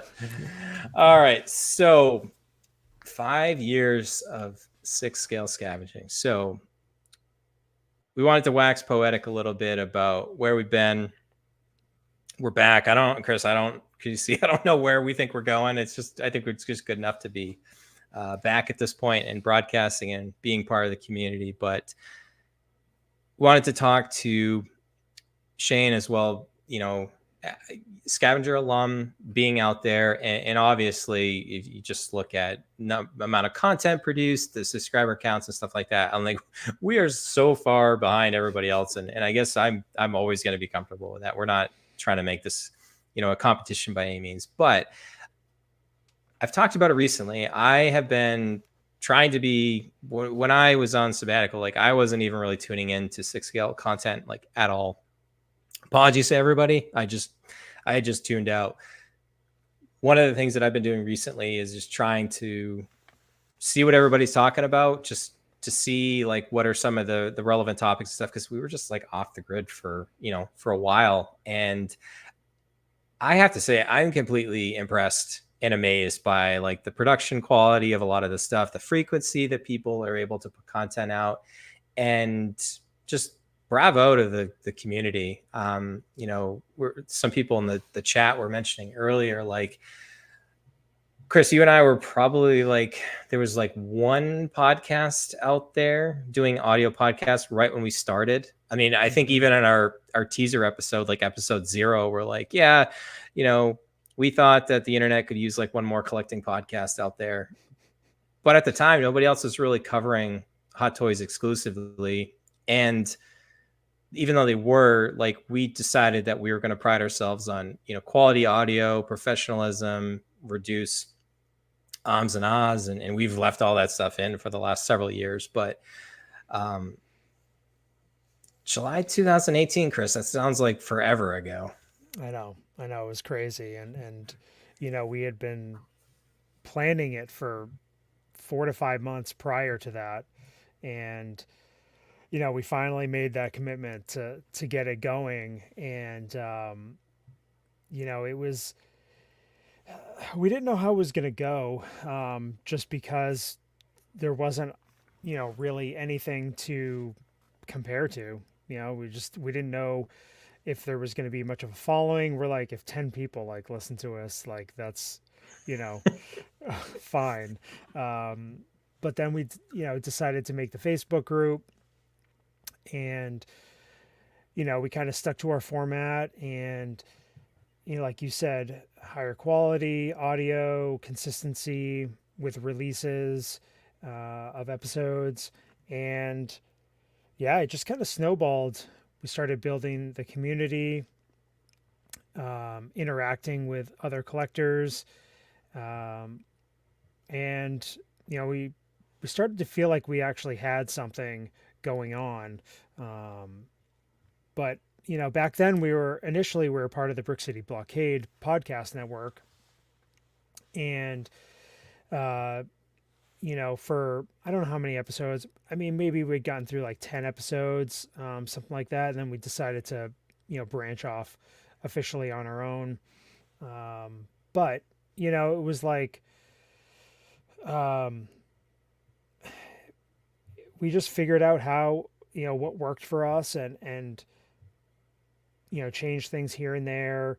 And I don't know. I mean, we just got a lot of good feedback from other collectors, and I guess we were doing something right, in the early stages there. Yeah. I mean, we used to use Audacity to, what did we use? I think we used like Google Hangouts initially. Yeah. And then I used to like download that stuff into Audacity, which is like a freeware editing program.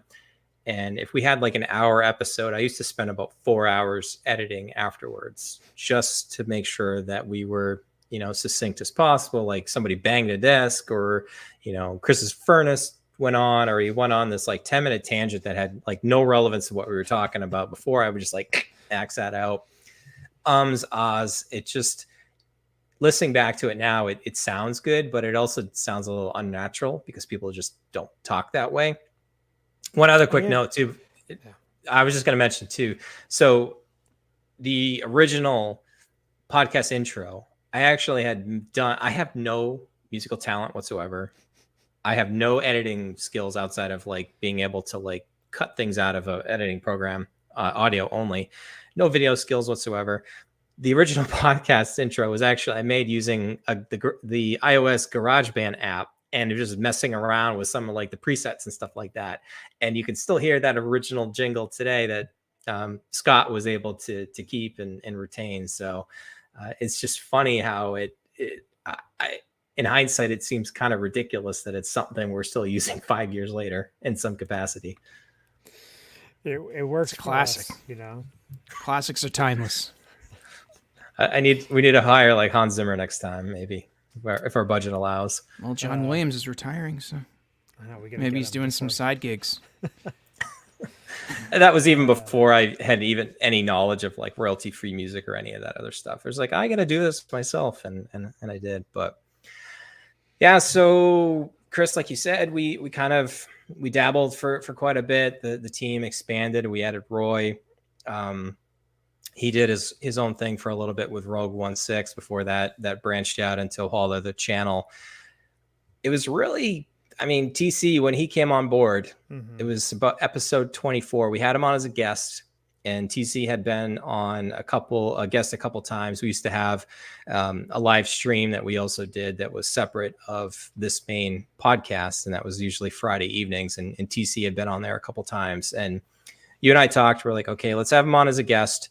And the three of us just clicked instantly. Like I could tell. Sometimes you just know, and the conversation was great. So like I would say, TC, it was probably like maybe like 30 minutes after the episode, and we're like, hey, do you want to join us on like an ongoing basis? And that was July 2019. Yeah. So 4 years of podcasting together with the three of us here. It seems like, wow, I can't believe it's been that long. Fun times. Couple pivots, right? I know. So yeah, then we started using StreamYard, because the Hangouts format was going bye-bye, and so we were bouncing around all these ideas, and I think we were the first channel in like the 1/6 scale area to use StreamYard, and then it kind of became the norm. I don't know what else is out there now, what other people use, but Marco's absolutely right here. Yeah, 100% more eye candy in 100% in 2019, and the voice too.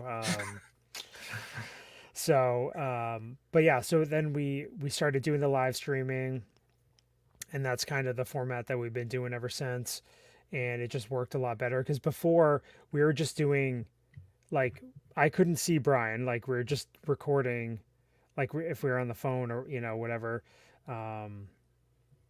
and or Zoom or whatever, or Skype, whatever format. But yeah, so it was just like, really, I think once we did the live streaming and stuff, everybody can see what other people are doing, like they can kind of pick up on everybody's mannerisms and everything. I think it really flowed. Really flowed good there. Sorry, I'm just so Mike Mike hopped on. Moderator Mike helped a ton. I think Scott from Parker Files, he was instrumental in our intros and stuff like that. Obviously he had been doing his own stuff in his own channel at that point. We had asked him, just out of the goodness of his heart, and he was a good friend that he went and did our intro and outro. We still use it to this day. I have had to edit the outro a little bit just because we don't own our website anymore, and some other things that we kind of pruned from that timeline. But that's a huge one. And then, like you said, we jumped to episode 73, and TC pulled the Tom Brady. We kind of went our separate ways, and I know it's weird too, because like in the time, like we just knew we were getting into like cards and stuff, and TC's heart wasn't necessarily in it, but like I didn't realize like how people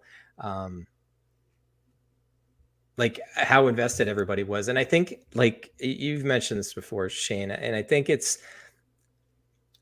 all this stuff is just stuff, and it costs money, and we collect these things, but I think it gives us like those common bonds about like knowing that somebody else has the same interest of you, and you can talk about it, and somebody understands what you're talking about, and you don't have to explain yourself. And I think because of being on for so long, like people just got used to like our personalities. It's almost like we became like a TV show character, like sitcom characters or whatever, became characters of ourselves. But it was really weird when we stepped away, and obviously we've still continued. We talked to TC daily even after that. We did our own other podcast that didn't happen to work out, but. And I think that's one of the big things too, is like when we did decide that we were going to come back, and I think everyone was pleasantly pleased that we're able to. People think we probably had to convince TC to come back. It wasn't really that much of a convincing. I mean, just because I didn't podcast, I didn't check out like Bryan. Like I always would just like follow things. I even still had some Mando figures I would pick up, periodically, but. Yeah, I think, our other podcasts, it would be great to still do it, but it was just, it was riding the struggle bus since day one. It just couldn't break into that area. So it just wasn't fun. I mean, when the fun, like you said, is talking to people and interacting with people during the streams and in the group. It's when no one, talks to you on your streams. It's you're talking to gray space, so it's not fun, and then it becomes nothing to do with community, and it becomes something that's just kind of a chore.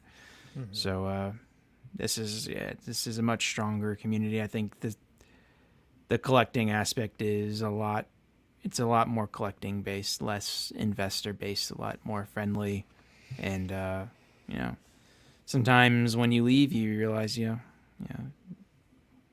and grass is not greener, and the intent is not to find something greener, but, at the end of the day, interests change, but they also go back and forth. So it's good to be back. And I still like cards. I still have a bunch of them. I'll still collect them. I just have a different perspective of that area of collecting that we've all learned. And I had history before. Now I feel like I'm going on a Chris tangent. I've always collected cards in the past, and I've gone back and forth, some cards sometimes and figures. Because before I collected Hot Toys, I collected a lot of baseball cards, and I moved into Hot Toys, and then was with Hot Toys for a long time, back into cards, some little Hot Toys. Because, when you're a young adult, you move around a lot, or at least I did.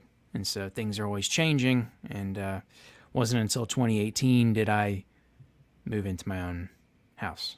So now I've been here for 5 years. As things are a lot more stable, so the collecting habits become more stable. So just a little bit of a pivot, but we're back. And then Chris, after that, to get to where we are today, episode 74, we tried out the new guest panelist idea that took us to the sabbatical. That's where we had Scott, Sean from Collecting Weekly, Jesse, who also did some like posing videos and stuff for us as well, Danny, aka D'Lo the Collector, which is getting awfully close to his start time on Jedi Knight's Watch. I know.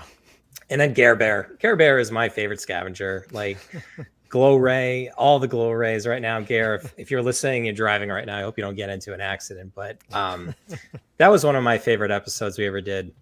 was episode 77, and I had to look it up just because I know we had him on at one point. But one thing we used to do is every like Thanksgiving, we would do like a giving back thing. And we used to pull in quite a bit of money from like our website and eBay and stuff. And we're able to give back to collectors, scavengers in our community that really went above and beyond and just kind of made the community what it is, and to be able to give back. Unfortunately, we haven't been able to do that. And I don't know when the next time that we will be able to, but that's, I mean, Gare is literally probably one of the nicest people I know. Always so positive and super helpful. Definitely A+ scavenger in my book.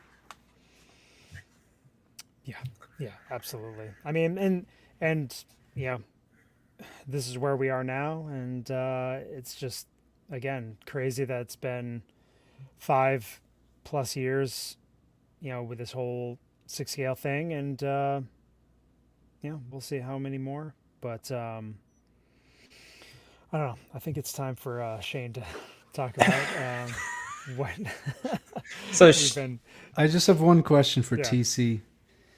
Did you find with the cards thing, TC, was it the complete lack of INART Joker talk which drove you back to Sixth Scale? Yeah, the fact that INART doesn't make cards is a huge downer, Damn, because they would do it better. They would have been rooted, Yeah, would have been rooted. You get a and there would have been a flopped 3-day window which opens for about 18 months. So card. Nobody Magnetic does it as well. better than INART Tops. Just they need to take some lessons. I know, right? Oh god. So one of the things that we wanted to talk to Shane about, and Shane, number one, I don't remember if I mentioned it this opening or not, but you were one of like, I'm sure there's others, but you were one of the first that come to mind that would always proudly wear your scavenger shirts on streams and stuff. And you've continued to do that even when we were maybe never coming back. And that always just means, that means the world to me. I know it does the rest of the team, as well. And I can't thank you enough for like all the kind things that you say. The checks in the mail, per se, as they always say. But one of the things, and I don't know, it sounds kind of silly, Chris, but I always kind of feel like proud parents a little bit. Like, when we were out there doing this and collecting weekly was really the only other one, with Dean and Zach initially, when they were just doing their podcast as well. It's like to see, I mean, Justin's collection was out there and he was doing review videos, but I mean, the videos that he was doing then versus what he's doing now is just completely like Right. night and day. There was no Jet of Patrol. There was just, it's amazing to see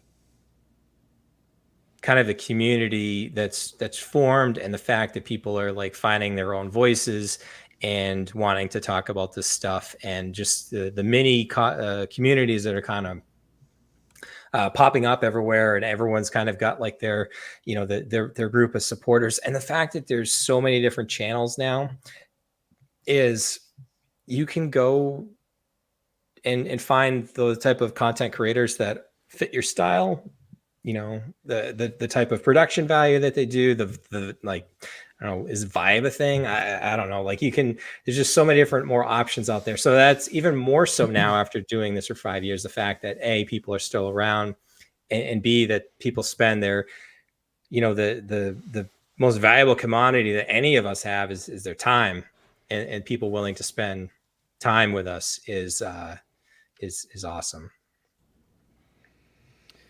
Yeah, and so I mean, we want to hear, Shane, we want to hear your like motivation and what kind of got you going and thinking that you could produce your own content, and like, what was it, being part of the community, or did you want to do something before you were even in the 1/6 scale community?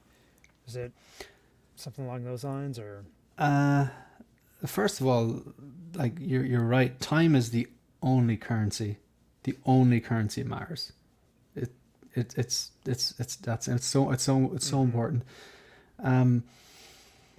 What I think the motivation was, I wanted to connect with other people who shared the same passion as me for collecting, and also for the source material that these characters came from, whether that was your favorite movie, film, TV show, whether it was a comic book or I don't know, computer game or whatever.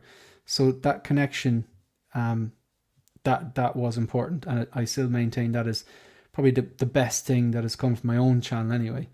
The second thing is that like I really like editing. Like I've always enjoyed photography and videography, but I'm a much better editor than I will ever be as a photographer or videographer. And a lot of people hate editing. I find it quite therapeutic. Like I would equate it to a long time ago, maybe from when I was 16 up until I was about maybe early 20s, used to play in a band, and I used to write music and stuff like that. And you'd write a riff, and sometimes like music riffs, they write themselves by accident.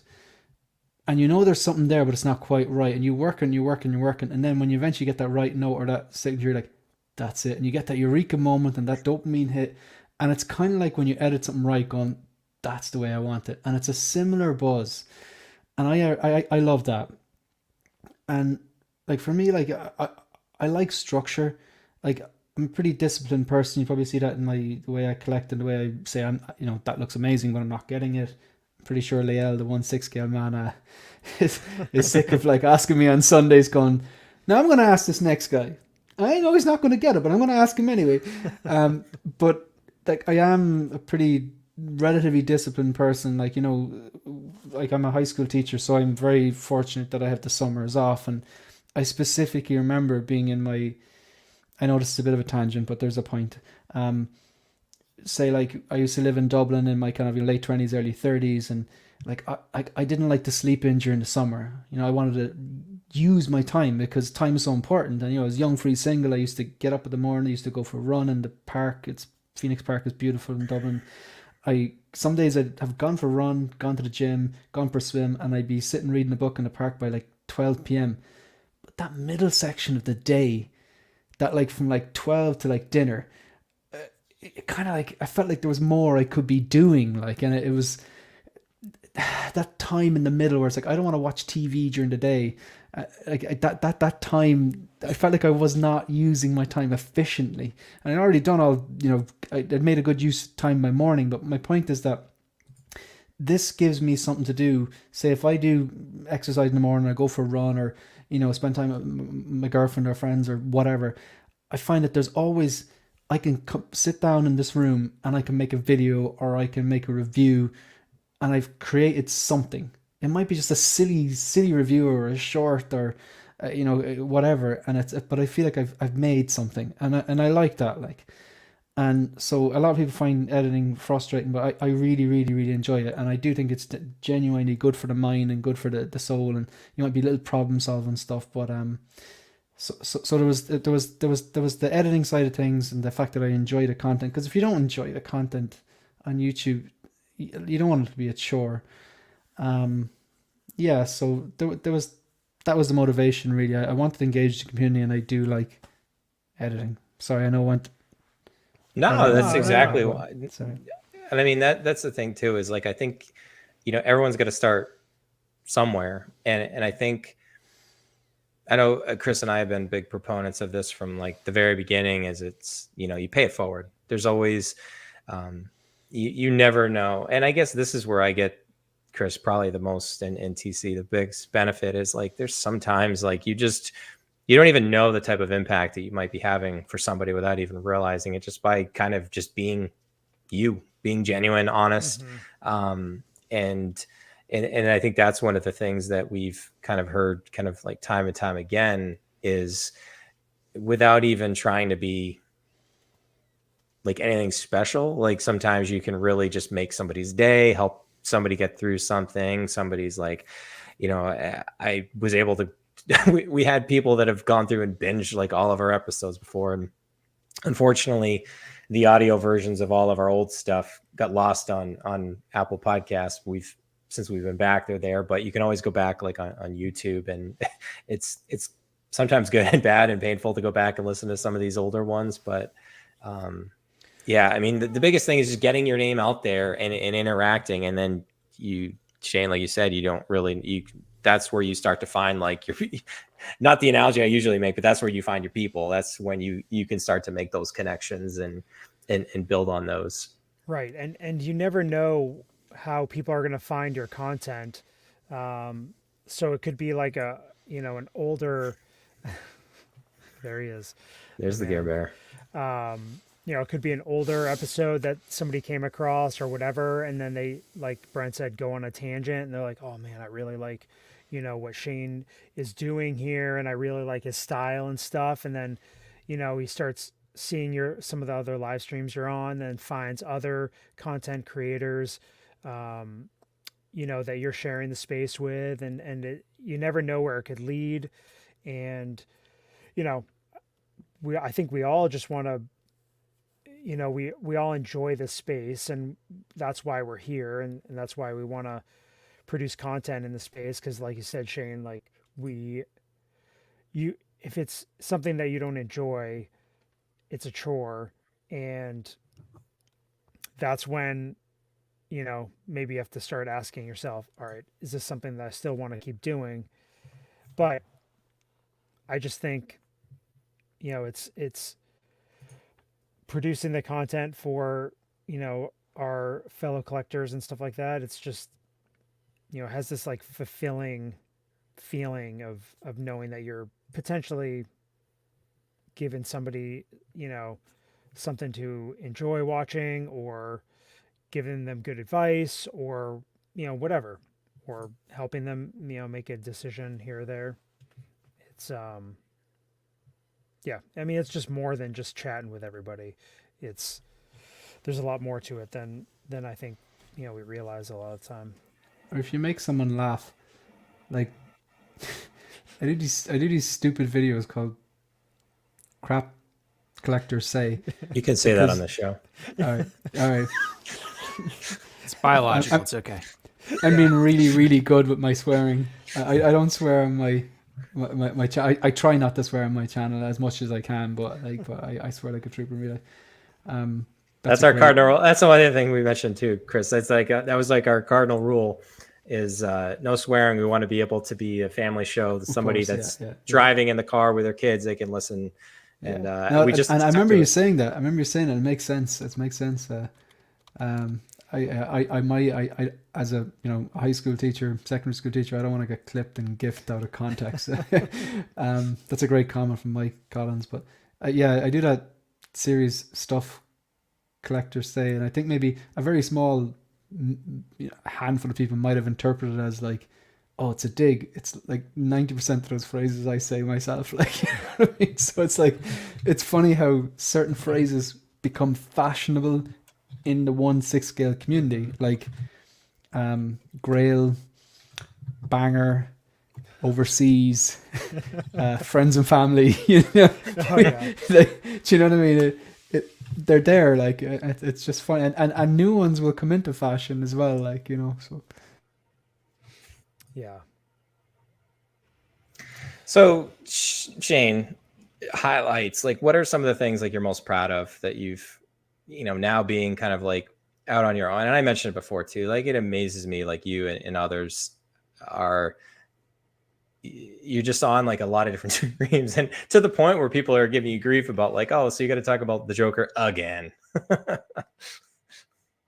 But like, what are some of the things that like, I mean, because how long have you been doing your channel? Is it a year or two? At least a year. Yeah, it's the channel, like, see, I had a YouTube channel like years ago, but it was just I started it like, and just because I wanted to like put videos up of holidays and stuff, but it wasn't like a channel. Do you know what I mean? There was no subscribers, like. But in terms of like 1/6 figure focus, I think it was February, a year, 18 months maybe, February 22, yeah. Okay. February 22. So I mean, like in that time period, like what are some of like your highlights? What are you most proud of? I was very prepared because I saw your your show sheet, and I went, I need to up my game. So Yeah, we've been doing this a long time. yeah. So yeah, like a few things. The number one thing, okay, so hitting 1,000 was amazing. Okay, it's a big milestone. I mean, hitting 10 is good. Hitting 100 is a nice feeling. But hitting 1,000, and there's something. It's just that round number, and you know that like you can potentially get monetized and stuff like that. Obviously, like no one does YouTube to get filthy rich or anything like that. No. It's just nonsense. Like, but I still say maybe, I don't know, should I say this or not, but the first super chat I got was a highlight. It was surreal because it was from Bryan and Salad on the 1st of August 2022. It was $20, and it was just like, thanks for the content. And I was like, this is bizarre. Like, if someone had explained to me like 2 years ago, yeah, you're going to have a YouTube channel and you get to talk about all the movies and the TV shows you're into and nerd out about all the collectibles you're into, and people will tip you, I would have said, get out of town, you know? So like, when that happened, I'd made a decision kind of going, look, if that ever happens, if I ever hit 1,000, I ever got monetized, I'd give something back. So what I decided was all the revenue from the channel from the first super chat, which was August 1st on 2022 to New Year's Eve of 2022, all the super chat, the super chats, the super stickers, the revenue, everything would get added up and donated to it's the Temple Street Children's Hospital in Dublin. I just felt that, like, you know, I'm in a position, like I mentioned earlier on, I'm fortunate to have a job and my health and stuff like that, and you know, I was like, it'd be great to spend this money on figures and stuff like that, but at the same time it was like, you know, just do a drive and see what happens. And when people hear you're doing it for, you know, a children's hospital, naturally they get very generous, and people were extremely generous, and people said, that's a great thing you're doing, but I really did nothing. It was the community that gave the money. I just was the vessel to, you know, donate it on. Like, it's people wouldn't have super chatted that much if they didn't know it was for charity, you know what I'm saying? So it was the community. So I think the highlight was probably raising that money. So in total, the community and my subscribers raised $1,202 for the Temple Street Children's Hospital in Dublin. That is the highlight. And that's awesome. I suppose It's amazing. the second thing would be like the friends I've made as well. You could argue that's the first thing as well, or there's no real order to them. Like I just had to give a few shout outs here. I'm not gonna. This is like a wedding. You've got to. People do a speech and you're gonna forget people, but like. The channel wouldn't exist if it wasn't for my girlfriend going, yeah, go on, go for it. You know, the channel wouldn't exist if it wasn't for Marco from 16fix. I made a pilot, I sent it to him, and he said, yeah, man, you're killing it, go for it. I needed that push. Like, in shout out, myself and Marco are friends, and I give Marco a lot of crap and he gives me a lot of crap back, but a spade's a spade. Like, you know, he gave me that bit of encouragement as well. I reached out to Zach and Collecting Weekly. You know, he gives me very simple bit of advice: be consistent. Don't try to make like 10 videos in one day and expect to keep that going. Do a video a week or whatever. Yourselves as well, like, you know, that was definitely inspiration. Obviously, Lael, the 1/6 scale man, Marco and Lael are one of the first people to bring me on to the channel. But like Star Wars Celebration 2023 must have met like 10 people that I'd streamed with, and it's like you're meeting them in real life. And like that's a massive highlight. And I'm sure Japan, shout out to Mario in the chat, like, I mean, there's a lot of people eyeing up Celebration in Japan in 2 years' time, and a lot of time to save there. And yeah, that'd be like that would be a major highlight then if we got a crew. Like, but yeah, it's a lot of good things, like, you know. Mm-hmm. Yeah, that's what it's all about.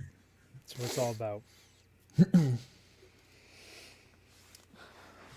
So what's next? What's next? Yeah, what is next? I was just watching. A couple We're of actually review asking for videos. advice. We're asking for advice because we don't know what's next either. So. Yeah, what do we do? That's a good question. 5,000 subs.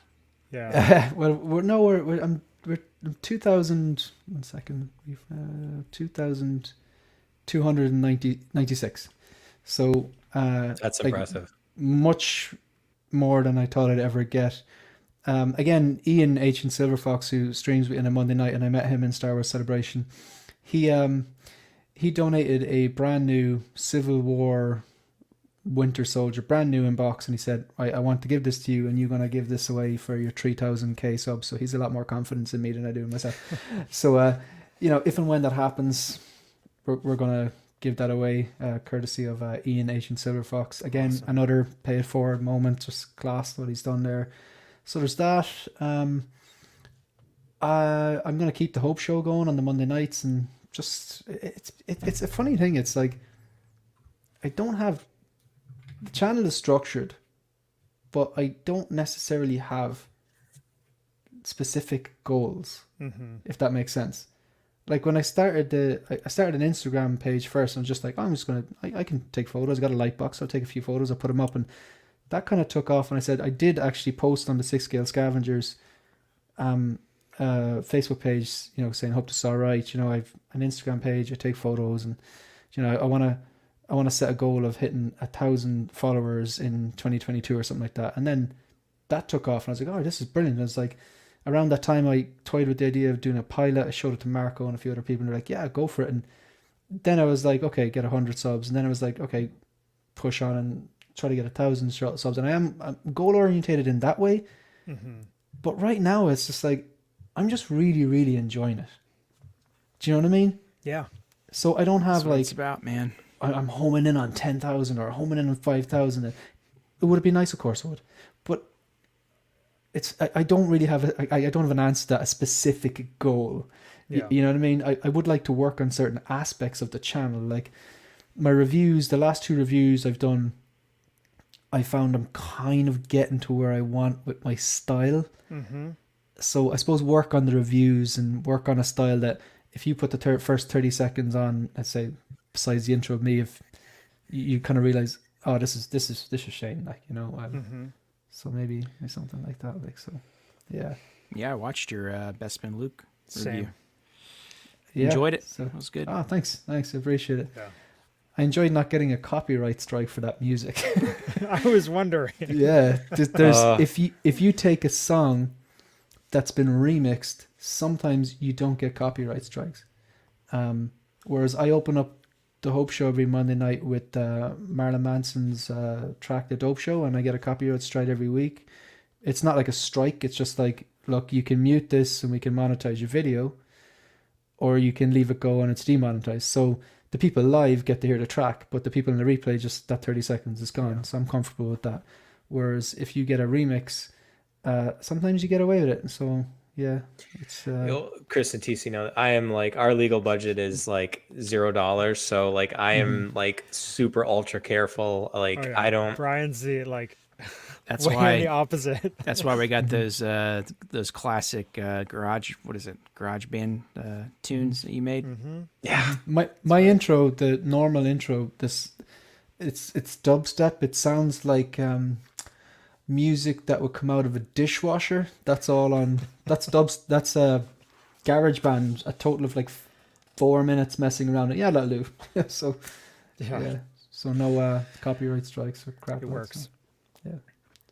That's awesome, man. This has been one of my favorite episodes. Shane, we could keep talking to you for hours, but it is 2 a.m. starting to rise there. 2 a.m. your time.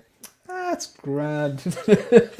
Yeah, I probably should go to bed, Joe, at some stage. Yeah. But no, I really do appreciate being asked on. It's it's just like you're a good bunch of lads, and I'm a big fan of the channel. I've said it multiple times. I've got 4-year t-shirts, and they're just really good fits, and I like them. So I haven't even been on stream. Like I actually have had mine on.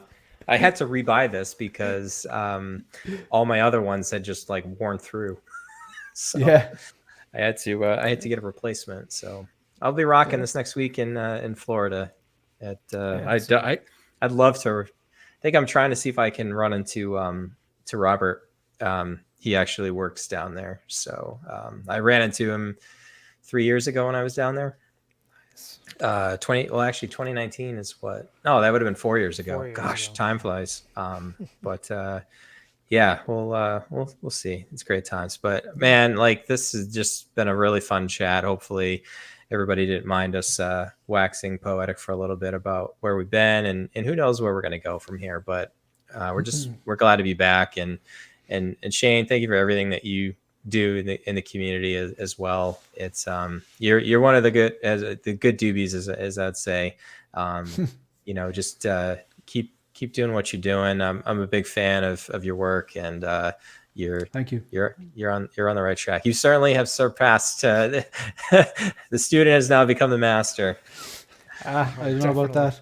I'll my people will probably be talking to you about coming on again. Like I just I really like the stream, and just thanks guys, and stick around. Yeah. Don't go on a hiatus again.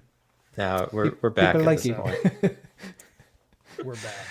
Yeah, we're back. Arnold. All right, so quick plug. Yes. We've got our Apple Podcast, audio podcast and Apple Podcasts, Amazon Music, Spotify, and scavengers.libsyn.com. You want to grab that RSS feed and throw it into your podcast catcher of choice. We do have our TeePublic store. Just search for Sixth Scale Scavengers. And Chris, collecting tracks. I know you guys just dropped a new episode.